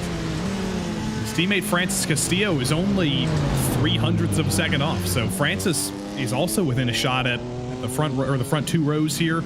Well, he is in the front 2 rows, but he's in with a shot of third, maybe even catching Ted Lowendick for second, or maybe he'll even find an extra 0.2 and challenge Brockway for pole. You never know, but he's only got 2 more laps to challenge here. That last lap was it didn't actually count, so he didn't improve at all in that last lap. He's not going to get any draft from his teammate Diaz either, who is a couple of tenths up the road. He's going to crunch over that curb in turn 4, but that's actually worked out for him. Looks pretty clean here through the up and down section of the track, and see if he can find 2 more tenths here through the most difficult section of the track in these last couple of corners. Yeah, we'll have to see if he is able to. I'm not seeing much pickup time here for him, but here's Francis Castillo-Romero also out in that BMW, trying to see what he is able to do as he comes down through Thunder Valley right now. Trying to be able to pick up a little bit of that time. As you said earlier, 33 thousandths of a second separating the two here. At this point, we are talking about mere fractions up in the top 6. They're only separated by about 2.5 tenths. Teddy Lowendick crosses over the line for no improvement. Waiting to see Diaz, waiting to see Francis Castillo-Romero. No improvement for Diaz, no improvement for Francis Castillo-Romero. But with 1:26 left on the clock, they will barely get one more shot at this. Yeah, I think Ted crossed the line just in time to get 2 more shots at it. It depends on how much fuel is in that Mercedes. I don't know if he'll actually have 2 laps of fuel, but let's see if he can find that little bit he needs. He only needs 0.09 of a second. But as I mentioned in the MX-5 qualifying session, when you're at this high of a level, finding those extra hundredths, finding those extra tenths is always difficult. That was not a very good run through turn 4 there. I think he was a little bit too late in the brakes, got a little bit too deep. Over the top of the hill, he's going to be able to recover it through turn 6 here, clips the curb, but it looks pretty solid. But when you're trying to find hundredths and you're trying to improve, those little slides and those little bobbles are not going to help you take pole. No, there's certainly not. And another little bit of a micro slide there coming up and over the crest coming into Thunder Valley. That'll throw him off just a little bit. I am seeing a green sector 2 time here from Teddy, so he certainly could have a little bit more time to be able to close in as he's going to bring the car down through the carousel right now. Let's wait and see if that number 72 is going to be able to improve here. No improvement through sector 3, but he could have a good sector 4. He's going to be off by about 0.6 of a second. You were right, Joey. He'll be able to get 1 more. Here is Justin Ream, the number 912, the highest placed Porsche right now in the field as he brings the car through the carousel, waiting to see what he is going to be able to have. Checkered flag in the air. This will be everyone's final flying lap here from Mid-Ohio as Ream comes through the final couple of corners right now. Let's see if he's able to improve on a 1:26.8. He is, and that's going to jump him up a position, I think, up into P2. Big jump at the end of the session. I was about to say we're not used to seeing Justin Ream qualify 5th or so, but that's a little bit more like it up there in the front row now. Gabriel Gignac is going to be the next driver to come to the line quite a bit further back, but this has been a great run for him in the Aston Martin. Adam Brockway on pole in the Aston Martin. That kind of tells us that the Aston might be the car of choice here at Mid-Ohio, but Gabriel's going to try and pick up a couple of extra tenths here. It looks like it's been a pretty good lap. Through the carousel he comes. Looks pretty solid through the first part of the corner coming up the hill here, and then the actual carousel under braking. You got to figure out how to turn while braking in a way there, and then through the final corner, a little bit wide on exit. Might have had to lift out of it a little bit, but it was a good lap. Unfortunately, not an improvement, though. Yeah, only off by about 25 thousandths of a second there as here comes the last driver we believe to be able to set a time, Teddy Lowendick. He set a personal best down through the first sector, but he's going to come on down into pit lane. Michael Diaz may be able to get 1 more here, but he's also going to come into the pits, as is his teammate Francis Castillo-Romero, and that is going to wrap up qualifying here from Mid-Ohio with Adam Brockway on the pole and Justin Ream to his outside, as we have seen multiple times over the course of this season. Those two ready to do battle once again with a newcomer into the mix. Teddy Lowendick up into those top 3 positions. That's going to be interesting to see what he is able to do here at this point. But as we bring you through the starting grid, it is Brockway taking the lead from Ream with Lowendick and Diaz in row 2, and then Castillo, Romero, and Gignac in P6. Darren Rutherford is P7, followed by Patrick Bachelard in P8. Kyle Kammer is 9th, followed by Matthew Miles in 10th place. Frankie Arvello is in 11th place, and then it's Jerome Berthiaume in P12. 13th will be Jean-Marc Tremblay with Drew Lidke flanking him. William Brennan lines up 15th with Fernando Yaquez to his outside. Joe Pagoyo is going to be 17th, followed by Brett Puncari in 18th. 19th, David Slee. Liam Park is 20th. Brian Hoskins 21st, and Corey Clark rounds out your 22-car field here today from Mid-Ohio. Joey, a short pace lap here. We'll start in the middle of Thunder Valley. Only 80 degrees track temperature right now, which means that they are going to have to warm up these tires pretty quickly. I'm always very happy to have a short pace lap just for, ADHD reasons. You don't want to be riding around there under pace conditions for a while, especially at Road America when you're just sitting there for like 3 minutes trying to go around the track. But there also is a trade-off. You might be impatient, but you also do kind of need that full lap to warm up your tires to get everything in the optimal temperature. You don't have that here. You have about a quarter of a lap, and then you're instantly going racing. You got no time to prepare, basically.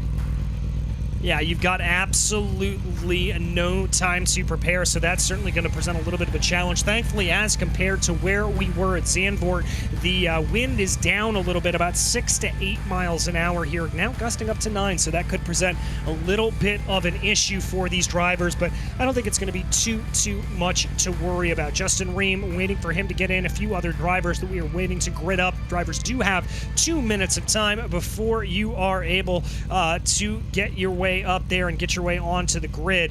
But I've got to ask you here, Joey, you know this track well. What are your keys to success?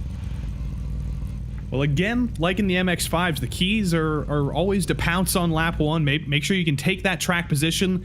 And then after that, the way these GT4 races normally develop are kind of like you're just riding around for the first stint, staying within touching distance of the drivers you want to be able to fight with, the drivers you want to fight for the win, and then after the pit cycle comes around, after you've maybe saved a little bit of fuel, then you start going to 100% all out and going full attack. But it's mid-Ohio, there's a lot of high-speed corners, you can't be going 100% attack the whole time because those tires will fall off the car. So, as usual, it's always a little bit of a balancing act here.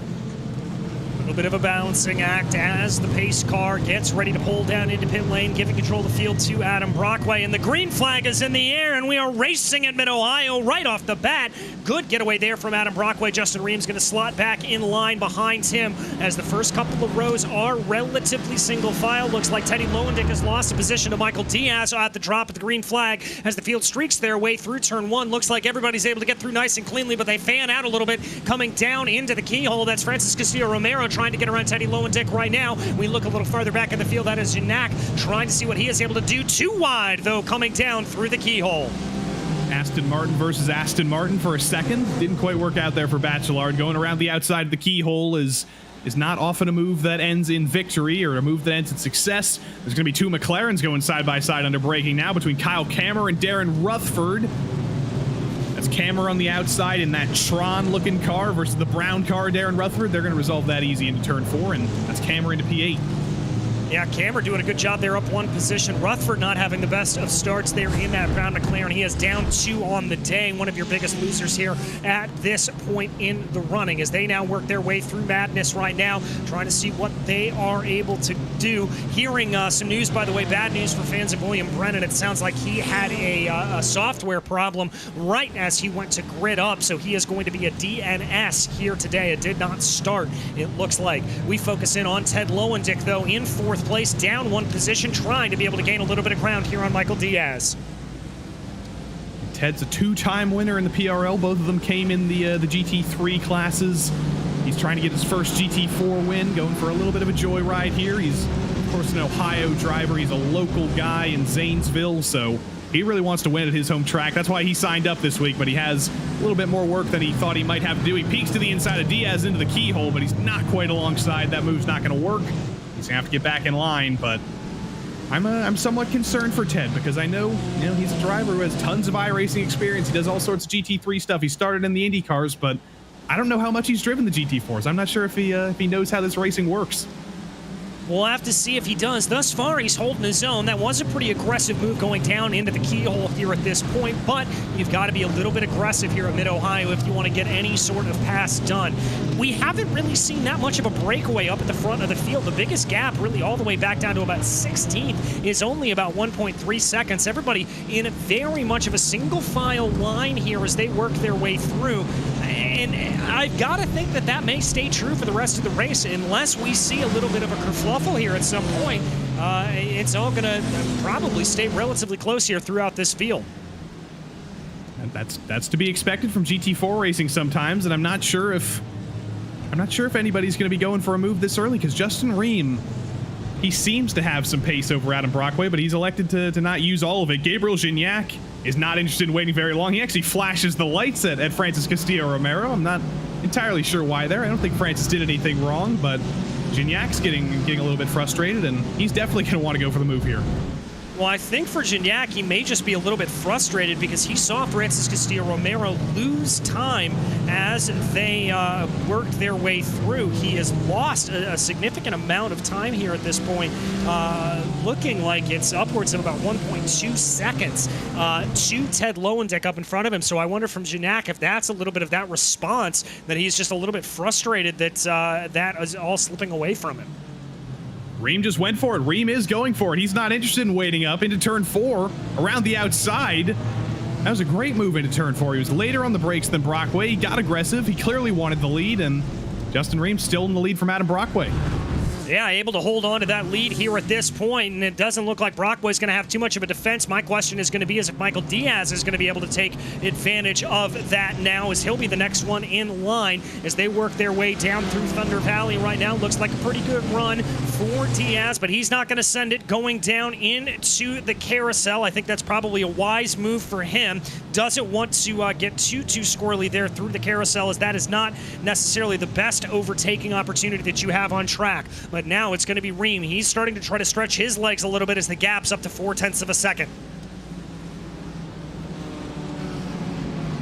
Aston Martin versus Porsche here. Does the Aston Martin have the straight line speed to fight back is still my question. And I'm not sure. Ted Lowendick's going to peek out to the inside of Michael Diaz again. I guess just letting him know that he's there, just having a little bit of a challenge, not any real attempt at being able to go for the move. And that's kind of the strategy you have to go for here. Justin Ream was able to get the run. He was able to actually go for a move in turn 4. But when you're like Lowendick and you don't necessarily have the pace over Diaz, you can't actually go for those moves. You might as well just show your nose and hope that it causes a mistake somehow. That is so much of what you have to minimize here. Ooh, that got a little bit close between Brockway and Ream there. Brockway getting very, very close behind the number 912, going down into China Beach. And I think that is a statement of intent that Adam Brockway has no intention of sticking around behind Justin Ream. He wants that position back, if at all possible. Hopefully he doesn't get it by getting into the back of Justin Ream, but he was later on the brakes that time. He's found the braking power that he needs, has Adam Brockway, but I don't know. He's going to have to nail the exit of the keyhole to actually take advantage of that straight next time to actually be able to go for that move, and through the rest of the track, he's struggling just a little bit. Ream has seemed to have figured out the middle sector and the last sector of this track. He's extending the gap every single time there, and Brockway's falling into the clutches of Michael Diaz here. Yeah, he is, and I'm not sure if that is necessarily an indication, as Gignac sets the fastest lap of the race last time by with a 26.941, so clearly some speed there from him. We jump back a little farther in the field to ride on board with Darren Rutherford right now in the second of 2 McLarens in this field. Kyle Kammer directly in front of him, as it looks like this long train just continuing on, and that's really going to hurt some of these drivers. The draft isn't the most effective here, but you certainly do get a little bit of a feeling of it coming down this back straightaway and into China Beach here at this point. Looks like, doesn't look like rather, that Rutherford's going to be able to capitalize. He's not going to be able to get a move done. This is some teammate stuff here. A little bit of team coordination. Jerome Bertiom and Frankie Arvello, the 2 Precision Esports drivers. That was not too difficult for Jerome. I think he got a little bit of a run on Frankie there, and he was probably telling Frankie in Discord, I might be a little bit quicker right now. If you don't want to fight this one too hard, if you could let me have this P10 right now, that would be greatly appreciated. And I think Frankie obliged. Yeah, I think he did as well, just kind of letting him out and letting him get out of the way there as we follow Bertiom now moving up into P10. He does have about 2.5 seconds to try to close in on the driver we rode on board with not too long ago, Darren Rutherford in the McLaren. So he's going to have some more room to try to be able to get his way forward, but hopefully he'll be able to help his teammate there a little bit. Ream continues to stretch his advantage up at the front of the field, by the way, setting the fastest lap of the race with a 26.7. And there, I think as promised, Jerome moving the camera up and up and up. Yeah, I was wondering if that's what was happening, but it's been like 2 weeks. Jerome wasn't here last week. I think he was, or was he here last week? I don't remember. There was one of those weeks where he was sick. There was one of those weeks where he just forgot to turn his camera on, but he's made a triumphant return. There's tiny little Jerome down there. Hi, Jerome. I'm waving down at you. I hope you don't get crushed by your screens or this camera if it topples on you. We hope so as well. As there you see him, and there you can see that big long gap up in front of him. We focus back in on the battle for the lead right now as Brockway again through this middle sector. Looks like he's able to keep the gap relatively close to Ream, but the minute Ream gets into sector 3, that's where we start to see 6-7 tenths of a second start to open up.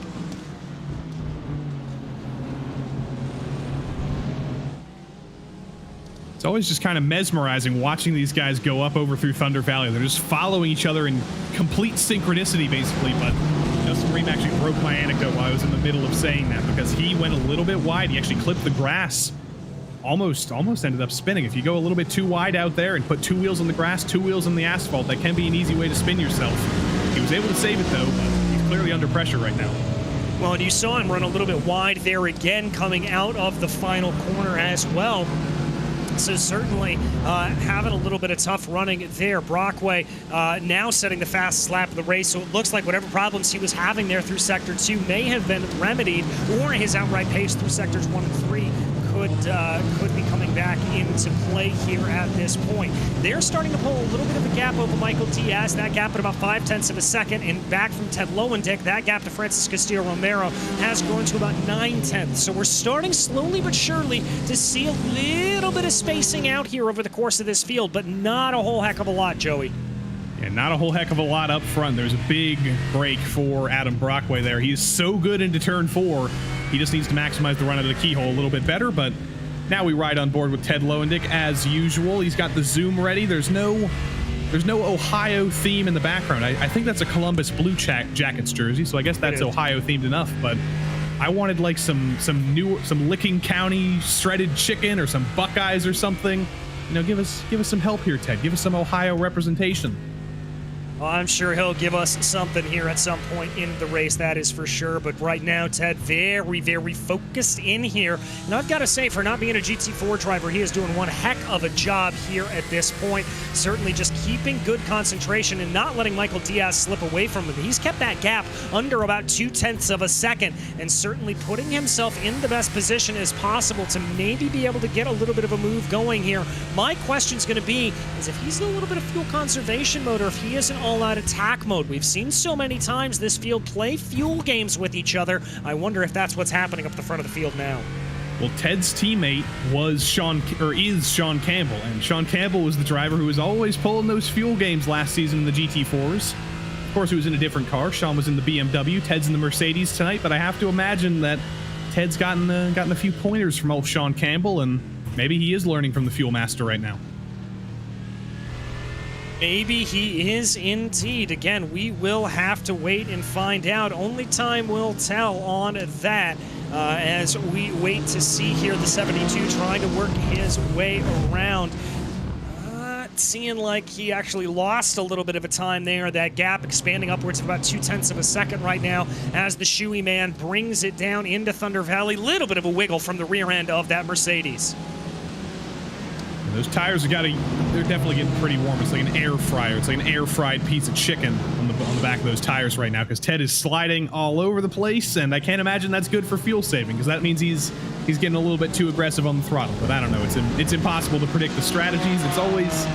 It's always easier to just wait until the pit cycle finishes, and then we've got all the answers on our timing sheets, and then we can look smart. But before all that stuff actually kicks off, it is always extremely unpredictable. You never know what any of these drivers are going to come up with, and when they're driving for 4 different teams, that makes it even more difficult to coordinate strategies. Yeah, it certainly does. You're not going to be able to use your teammate to your advantage to do a little bit of that fuel saving. Really diamonding off the corner there was Justin Ream. I wonder if that was a little bit of a defensive maneuver to try to put Adam Brockway onto the back foot as much as possible. But one way or the other, Brockway certainly looking like he's got some pretty good intent here as he comes down, taking a look down to the inside, going into China Beach. He's going to go for the move. Late on the binders is Brockway. Ream's going to try to carry momentum around the outside. It faces back into the left-hander, and again, Brockway going to be denied. Ream will hold on to the lead. Brockway wasn't quite enough to the inside to be able to outbrake Justin Ream. He needed to be far closer there, because as you see, when you get to the inside in turn 4, that instantly becomes the outside in turn 5, which is an uphill, over the hill corner, which is off camber, and it's extremely difficult to stick it around the outside there. So Brockway needs to have a little bit more of a run coming into turn 4. I think he's still all over the back of Reem here, coming up into the carousel. He's not going to force him into a mistake, but let's see if he can pull a little bit of a switchback here through the final corner. No, he's not going to be able to. Justin Reem takes a solid line there, exactly the same run as Brockway, and Adam's just going to have a little bit of deja vu now, and he's going to try and break a little bit later into turn 4 now, I think. Yeah, I think that's going to be his best strategy as well, just trying to see if he is able to get anything to go. But the gap has expanded to about 2.5 tenths of a second here. Oh, spinning in the background, that's Francis Castillo Romero as he is around coming through turn 1. That's not a commentator's curse. That's a chat curse right there, because we just saw Franklin Castillo in the chat, rather, going, "Vamos, Francis," and unfortunately, there indeed goes Francis around back to P16 now. He has been able to recover. He didn't hit anything, so could have been far worse, but yeah, spinning at turn 1, not ideal. I have to imagine he just clipped the grass after taking a little bit too much speed into turn 1. Yeah, I'd have to imagine that was the reason there, as well as that's going to put Francis Castillo Romero all the way down into 15th as we check out the replay here. Oh, it was the curbing. Ooh. It was the curbing there that got him. He just took a little bit too much of that entrance curve, and that was Patrick Bachelard, I believe, or that could have been Gignac, I think, that actually was right there behind him and was pushing him down the straightaway, and as a result, Gignac lost a bunch of time. Yeah, I hope we can get an onboard with Gabriel Gignac there, because that was pretty incredible getting on the brakes like that. I'm not sure if he actually made any contact with Francis Castillo there. That was some pretty incredible avoidance, and even if he did make contact, it was very, very little contact. Look at that. Hugo's got it instantly here. There goes Francis around after clipping the curb. Gabriel's on the brakes. I think there was a little bit of a tap there, but that could have been far worse. That was incredible reaction time from Gabriel Gignac there. Yeah, absolutely incredible to be able to jump onto the binders and be able to hold that car together. We focus in on Michael Diaz, as that was Justin Reem having a little bit of a scruffy run coming down through turn 1. Is that going to open up the door to Adam Brockway coming into the keyhole? He certainly thought about it, looked to the inside, but that's going to be Reem able to hold it out. Again, taking that diamond line through the corner as, oh, we've got another contact there in the back. That's the number 38 of David Slee coming down through the keyhole. Heavy damage there into the outside. Got a little bit of a tap there, got more than a little bit of help there, got turned around. So no fault of his own there, but could have been worse again. I continue to say that. These mid-Ohio walls, they do tend to bite, especially on the outside of Thunder Valley. You can hit these walls very, very hard, but that was some soft contact with David Slee. And is that his teammate Corey Clark going off, or is that David Slee having another issue? That's David Slee having another issue, and it looks like that is going to be what towed him back into pit lane. A little bit surprising there. I wonder if that could be a broken suspension on the car, that he just wasn't able to get the car wound up and going underneath him, or that could have been a hardware failure as well. We will have to see, but I can tell you right now that Slee is counted as in pit lane here at this point. As now we focus in on this is Adam Brockway continuing to work his way around, holding in behind Justin Reem, but over the past couple of laps, Reem has eked out an advantage slowly but surely, able to build about 0.2 of a second of a gap. It's now stretching upwards of about 0.5 of a second. Yeah, I'm not sure how long that's going to stay, though. I think that might have just been a little bit of a scruffy lap from Brockway. We'll see over the course of the next couple laps if that actually is a trend. Has Justin Reem finally decided to just pick up the pace a little bit? Has he been conserving a little bit? I don't know, but Michael Diaz is going to try and take advantage of Adam Brockway here. He peeked to the inside. He's not going to be able to close it down, though. That BMW that was formerly the most scary car in a straight line. It seemed to have some incredible straight line speed last season. Doesn't seem to quite have the same advantage in a straight line as the Aston Martin this season, and Diaz was barely able to close it all down the back straight. Yeah, and I would say that certainly is the balance of performance working there in these cars, as we're about 3 minutes away from the halfway point, and I would say that once we hit that 20 minutes to go point here in this race, I would consider that pit window open, and I've got to think if you're a few of these drivers up front, you may think about coming down to pit in, but as always, Joey, it's going to depend on those gaps to some of the slower traffic. Yeah, I don't have any real data to look at how long the pit delta is here in these GT4s. You can assume it's probably around 30, 35 seconds in total, somewhere in that range.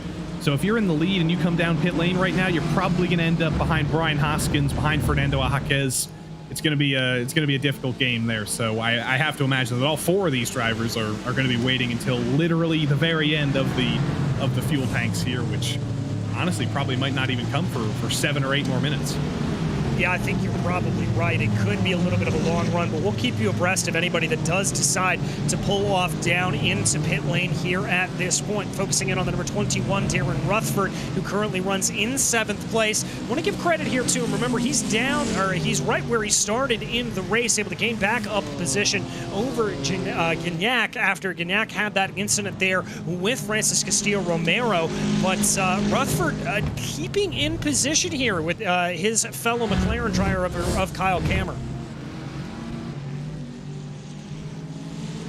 Gabriel Gignac peeks into the scene in the back of the shot there. You can never get rid of Gabriel. He had a little bit of a stumble there trying to or succeeding in not hitting the spinning Francis Castillo there. He's on a recovery drive now. We know he's probably quicker than the 2 McLarens of Kammer and Rutherford, but difficult to make a move here. And the Aston Martin and the McLaren are probably the 2 ideal cars to have here in Mid-Ohio right now. So Gabriel's going to have a lot more work than he initially thought, but he'll have fun doing it. It's Mid-Ohio. It's never a struggle to drive a car around here, even when you're trying to make your way through the field.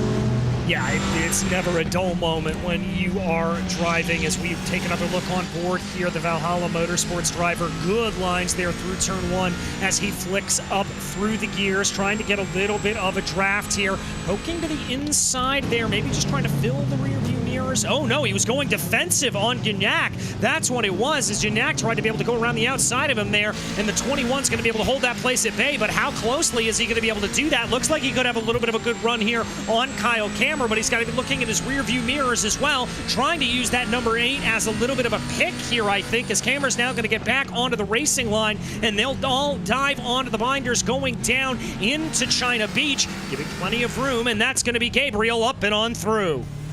I think Darren kind of realized there that Gabriel is probably faster right now. He probably should be further up in the order than he is right now, and he decided, you know what, I'm not going to fight that too hard. I'm actually, like you said, going to use Gignac as a pick here. Once Gabriel decides to go for the move on Kyle, if that gets Kyle Kammer a little bit offline, that'll be Darren Rutherford's chance to try and pick up the pieces. There's also that's not a lap car, that's Patrick Bachelard up ahead. That's also 4 positions, so the last spot in the top 5 still up for decision here. It's a pretty big gap up to the top 4, but they're still fighting here for 5th. Yeah, Bachelard sits about 1.3 seconds up the road from Kyle Kammer here right now, and because of that gap, he's able to just kind of focus in on driving his own lines. He does have about 5 seconds, 6 seconds up until Teddy Lowendick, so plenty of room there to breathe in front of him. He's not going to have to worry at all about the aero wash. We continue to watch Rutherford right now, as I can tell you the first pitter here is Brett Pancari. Brett going off strategy a little bit, I guess, maybe to get himself some TV time. I'm sure we'll see Brett soon, hopefully. He took us for a tour last week on his interview. We saw the whole basement, but he's there he is. There's the basement. There's is it Daisy or Peach? I forget again. I think it's Daisy, but that's Daisy. It's Daisy. There's the good luck charm on the wheel there. I like that wheel stand. I think that's a G29 with just a nice red bit there. That's a relatable setup there with the little clamps. Good stuff, Brett Pancari. Yeah, good stuff for him as he tries to work his way back out and onto track, having made his pit stop here. That'll see him come back out into 20th position, but thankfully for him, he will have plenty of clean air in front of him here at this point. The number 17, though, Michael Diaz, starting to look a little bit of aggressive on the back of Adam Brockway right now as the YS Motorsports Aston Martin works their way through the carousel right now. Let's see if he's able to get a little bit of a run. I think he may have lost a little bit of time, as now it's Teddy Lowendick who tried to take a little bit of a peek there into turn 1, but they're all going to separate themselves out. Throw a blanket over these top 4 here as they're only separated by about 1.7 seconds as Teddy goes around. Teddy Lowendick having a problem. He's going to get back out on track. A couple of blinks after that spin, but it was such a good debut performance. It was going so well, and oh, there's that face. And is he out of fuel? No, I think that's an illusion. That's just a problem with the Mercedes GT4. It always has fuel pressure low, but that's a screenshot right there. If Sean Campbell's watching, I'm sure he's going to have that as a screenshot, and that might be on his car tomorrow night. It might be on his car tomorrow night. We will have to see, as clearly not a lot of happiness there from Teddy Lowendick. But about 17 minutes and 20 seconds remaining here in this race. Teddy's going to find himself coming back out into 11th place position. So trying to push his way forward as much as possible. He's now behind Jean-Marc Tremblay in that number 127 BMW. We're going to have to see what the 72 can do here. Ted now joins the fray of drivers who are a little bit lower in the field than they probably should be. That gives us plenty of stuff to talk about, gives us plenty of entertainment here, and you know, Ted's just here for fun. He's not fighting for the championship. I'm sure he would have wanted to fight for the win tonight, and he was. He might have been in the fight depending on how the pit strategy went, but he's still going to be having some fun back here. He'll have some difficult moves to make here on the very wide BMW of Jean-Marc Tremblay. Gonna try and go around the outside. No, he's gonna come into the pits. He's gonna minimize his losses here and kick off the pit cycle. If anything, this is good for us because we're gonna get some pit delta data. Yeah, indeed we are. It looked like, by the way, for Brett Puncari, cone to cone, it was about 34, 35 seconds. So that's about the mark we're looking at right here as we focus in on Gignac, trying to make a little bit of a move on Kyle Camber, going around the outside there at the keyhole. Almost contact there between the two. Gignac's going to fall back into line here, and he's going to try to pick up the toe as they head their way down the back straightaway towards China Beach. McLaren's pretty quick in acceleration, but that Aston Martin has looked particularly fearsome here today. Let's see if Gignac decides to make a move to the inside here, going down into the right-hander. He's going to stay in line here at this point and not going to make a move. Got to be so careful up over turn 5 every single time because he is so much quicker in that Aston Martin over the top of the hill than Kyle Camber. But he has to back off every time because if he doesn't, he's just going to be getting into the back of that McLaren and dumping him around and getting himself involved as well. So it's a very, very difficult game trying to make a pass at Mid-Ohio. Michael Diaz has also gotten to the back of Adam Brockway here. The gap is still about 0.6 of a second between Brockway and Ream, and now Michael Diaz says, I'm getting held up here. I'm going to come down too. All right, and by the way, the numbers for Teddy Lowendick, about 35 seconds cone to cone with about an 11.5 second stop. So that's about what we're looking at here for pit stop sequences. We'll have to see how that compares for Michael Diaz. And this will be a bit of a moment here for the other two leaders to come on down into pit lane as the numbers 249 right here, closing in behind Kyle Camber. This now the battle for fourth. Now that Diaz is coming to pit lane, it looks like 12 seconds for Diaz, so potentially a little bit of a long stop there for him as the Aston Martin tries to go around the long way, but that doesn't look like it's going to work.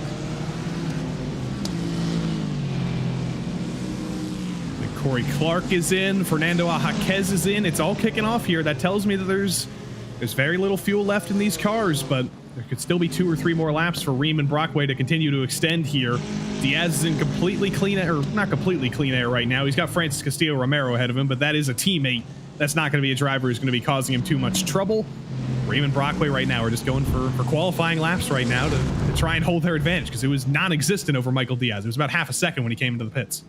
Yeah, about a half a second as he came into the pits, and we'll have to see now if Ream or Brockway decide to respond. We focus on the 21 of Darren Rutherford here as he continues to be in this very, very fierce battle with Gignac, Camber, and Bertillon now closing in behind him. I can tell you that Ream and Brockway, neither of them have decided to pull off down into pit lane. Let's see if any of these drivers opt to do just that, as it looks like Rutherford and Camber, both of the McLarens, coming on in.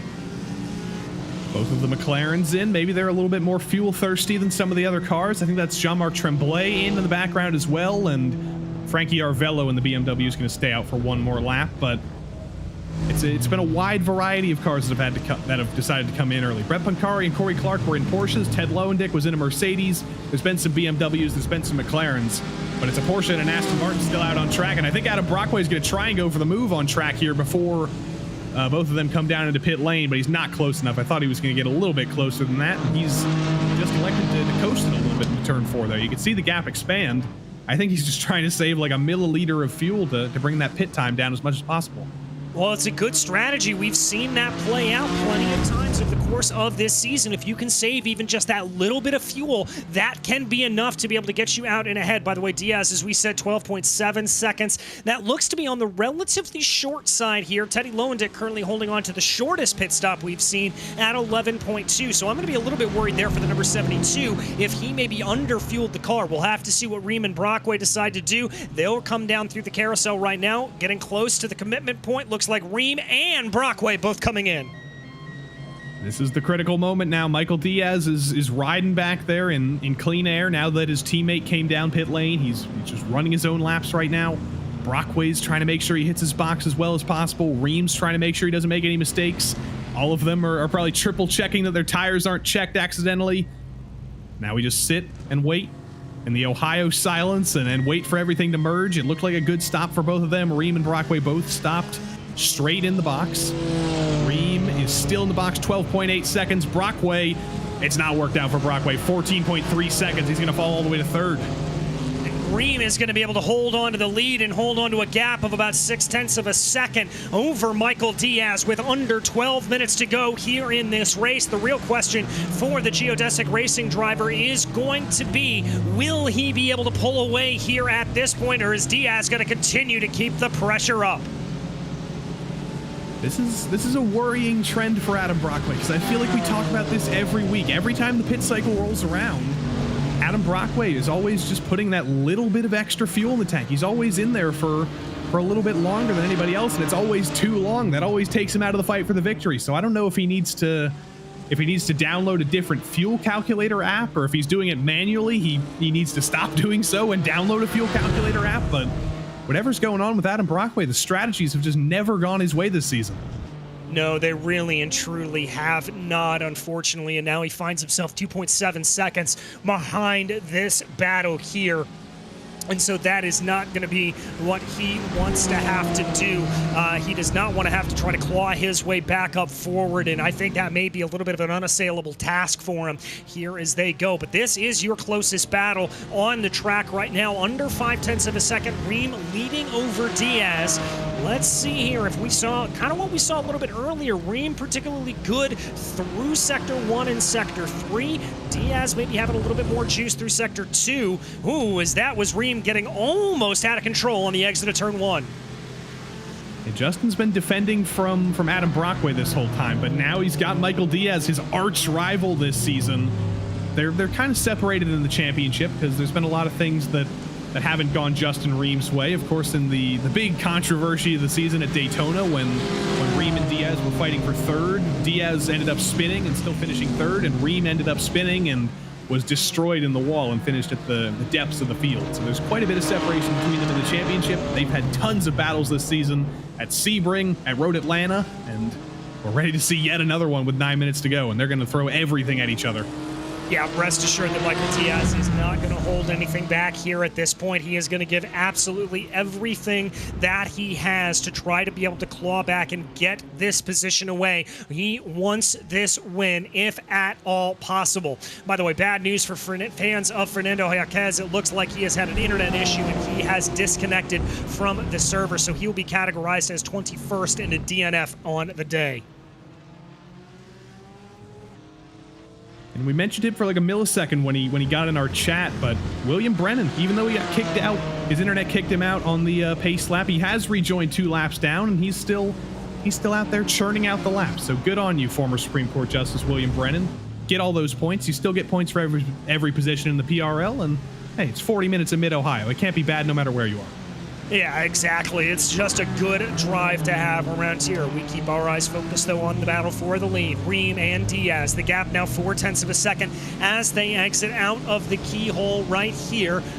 Looks like the draft starting to come into play a little bit for Diaz. He'll close down. But as you mentioned earlier, Joey, that straight line speed of the BMW, certainly not what it used to be in seasons past. It doesn't look like he's necessarily able to close in on the back of the Porsche quite yet here. Ream doing a good job, not really running defensive here at all. He is just running the line that he needs to run and not letting Diaz spook him at all. It's almost a little bit like when you're racing at Zandvoort. You basically need to make a mistake to open the door behind. If you just run your line consistently, if you just park the car in the middle of the road and make no mistakes, you're basically guaranteed to stay ahead at Mid-Ohio. But I think Michael Diaz learned in the back straight there. He learned how effective the draft is. If he was in a faster car in a straight line, like that Aston Martin of Adam Brockway, you'd have an easier time going for this move. But because he's in the BMW, he needs to be within about a 10th and a half or so coming out of the keyhole to really be within a shot of actually making the move into turn 4. It's entirely possible. He's going to be within 1.5 seconds coming into turn 1 here. He might have a shot into the keyhole, but I think that might be a little bit too early of a move. He just needs to stick right behind Justin Ream off the exit of the keyhole. Yeah, exactly. And we've seen Ream's line through that keyhole. Remember, taking that late apex, really diamonding off the corner there, and it seemed to have been able to get him a good run. Let's see if he does that again here. Looks like he keeps it relatively tight all the way through and then able to accelerate away. The gap's going to be about 0.3 of a second. That is closer than what it was on the last lap. As coming on strong here, Ream just running that racing line as we've talked about. Gap coming down under 0.2 of a second here as they both dive onto the binders, and no room to spare, no room to be in there for Michael Diaz as Ream goes a little bit wide. Diaz tried to maybe make up a little bit of ground, but he's not going to be able to do it. Meanwhile, farther back in the field, this is Teddy Lowendick trying to fight his way back through on Kyle Kammer. He's going to be what will be the outside of China Beach as they work their way down the backstretch. The Mercedes trying to stretch his way ahead. Kammer being aggressive, but Lowendick on the switchback here is going to have the move. Ted's on his charge forward here. It's getting dark here in Mid-Ohio. The visibility is getting very, very low here. So the headlights are all up. They're all blowing up the sky here, and Ted was very quick, very clearly faster than Kyle Kammer there. You don't often see a move around the outside at turn 4 work like that, but he flexed the Mercedes muscle a little bit there and made that a pretty easy move. Yeah, made it a pretty easy move indeed as he was able to get that done, and he'll be sitting pretty with 6 minutes left to go. That is going to be up into 8th place for Lowendick. Here's another little battle farther back down in the field. This is Matthew Miles. He is down 2 positions on the day, trying to hold off Jean-Marc Tremblay behind him while also looking at a little bit of attack on that yellow Aston Martin of Drew Lidke up ahead of him. Yeah, I think Jean-Marc Tremblay just made a mistake on that last lap. He lost about 4 seconds, and behind him is Francis Castillo as well, who also needs to move his way forward in the field after making a mistake. So that's a very scary pair of BMWs to have behind you if you're Matthew Miles right now. But Francis Castillo's first priority is actually going to be getting by Jean-Marc, and that might open up a little bit of a gap for Matthew Miles to breathe for a couple more laps. Yeah, I think it might here at this point. Jean-Marc now about a second behind Matthew Miles, so that's going to be plenty of time there for him to be able to breathe. As you said, he's going to be closing in on the back of Lidke here. Let's see if he decides to send that green Aston Martin down to the inside of turn 4. He's going to think about it, but he's not going to go for it. Decides to back off and stick it in line here for that 733. The gap about 0.4 of a second. Narrower line there as Lidke makes a mistake coming up and through Madness. Trying to go for a little bit of a cutback here. He is going to be Matthew Miles, but he's just not able to get it done. That's not a part of the track where you're normally able to make a move up over turn 9 here in Thunder Valley. He is so quick right now. He is so close to the back of Drew Lidke, but he's got to be patient here. You're not going to get an opportunity here. You got to wait for that optimal opportunity, either into the keyhole or into turn 4. See, through the final couple of corners here, through the carousel, it's going to be a decent attempt at a switchback here for Matthew Miles, but again, I'm not sure if he'll be able to make the move into turn 1.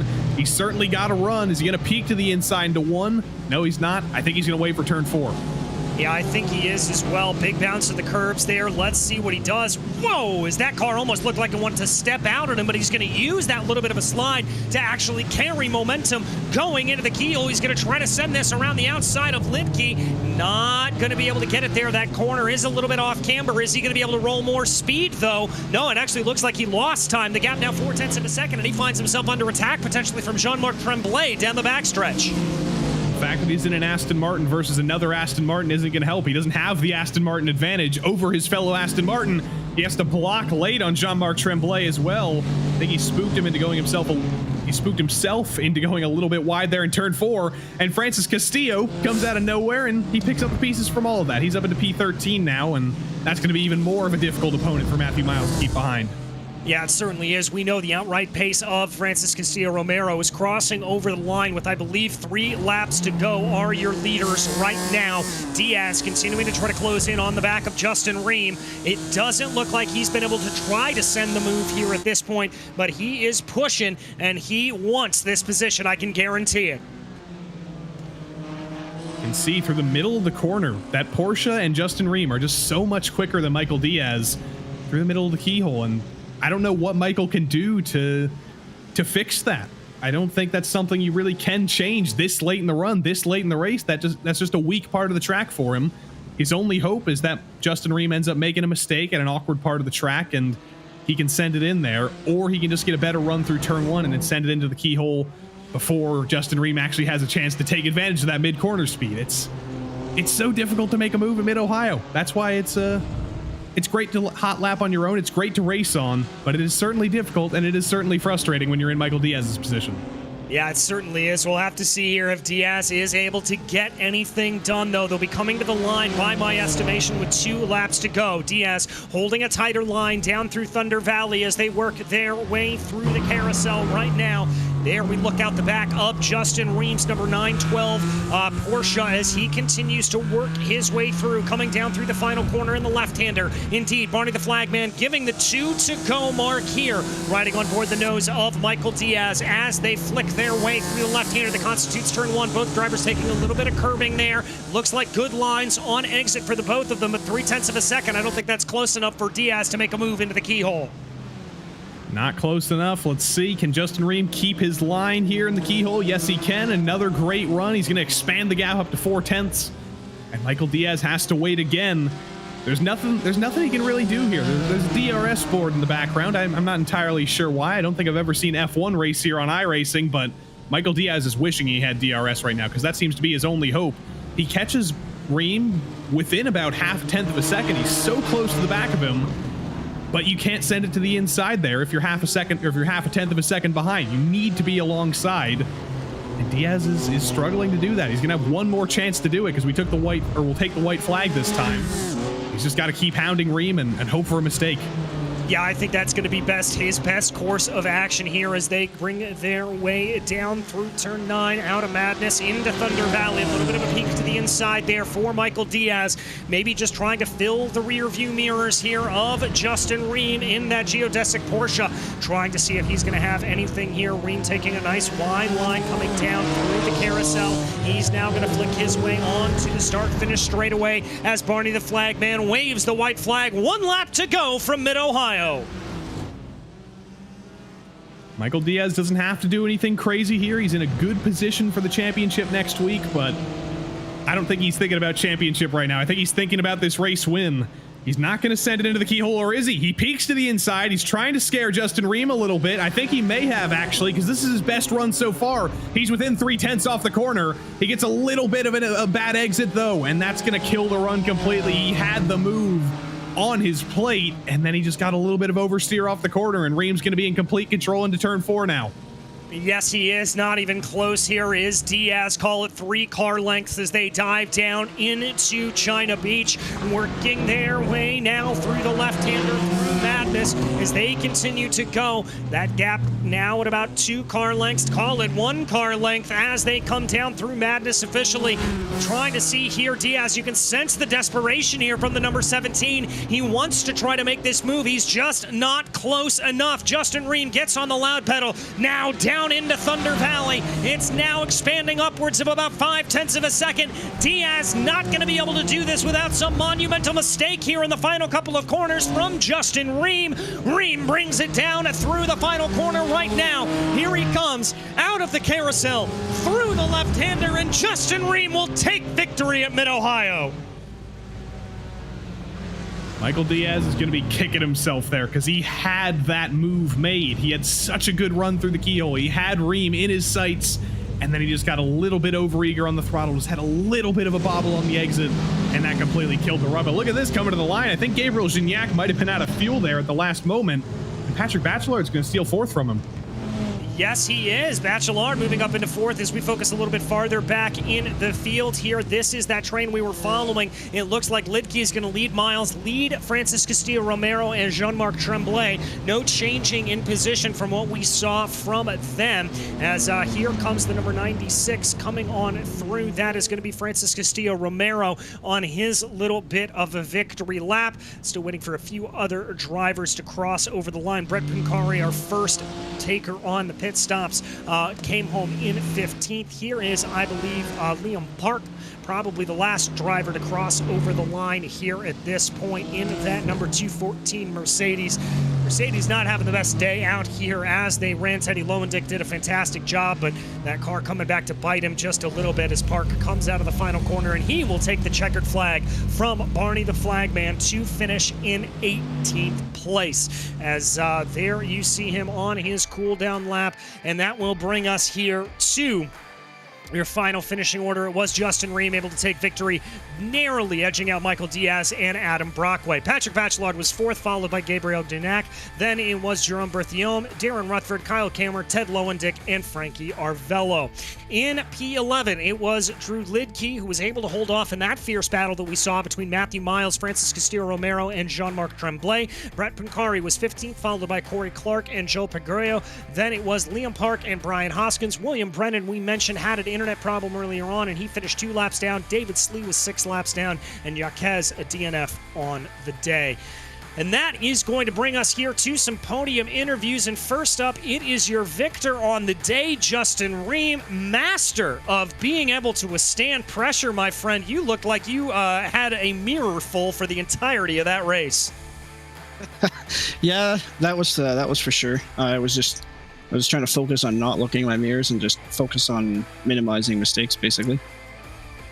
Well, you certainly were able to do that, but I want to take you back to the very beginning of the race. You looked a little bit aggressive there, sending the move down to the inside, going into China Beach. Was that a move of opportunity, or did you know you always wanted to lead in this race?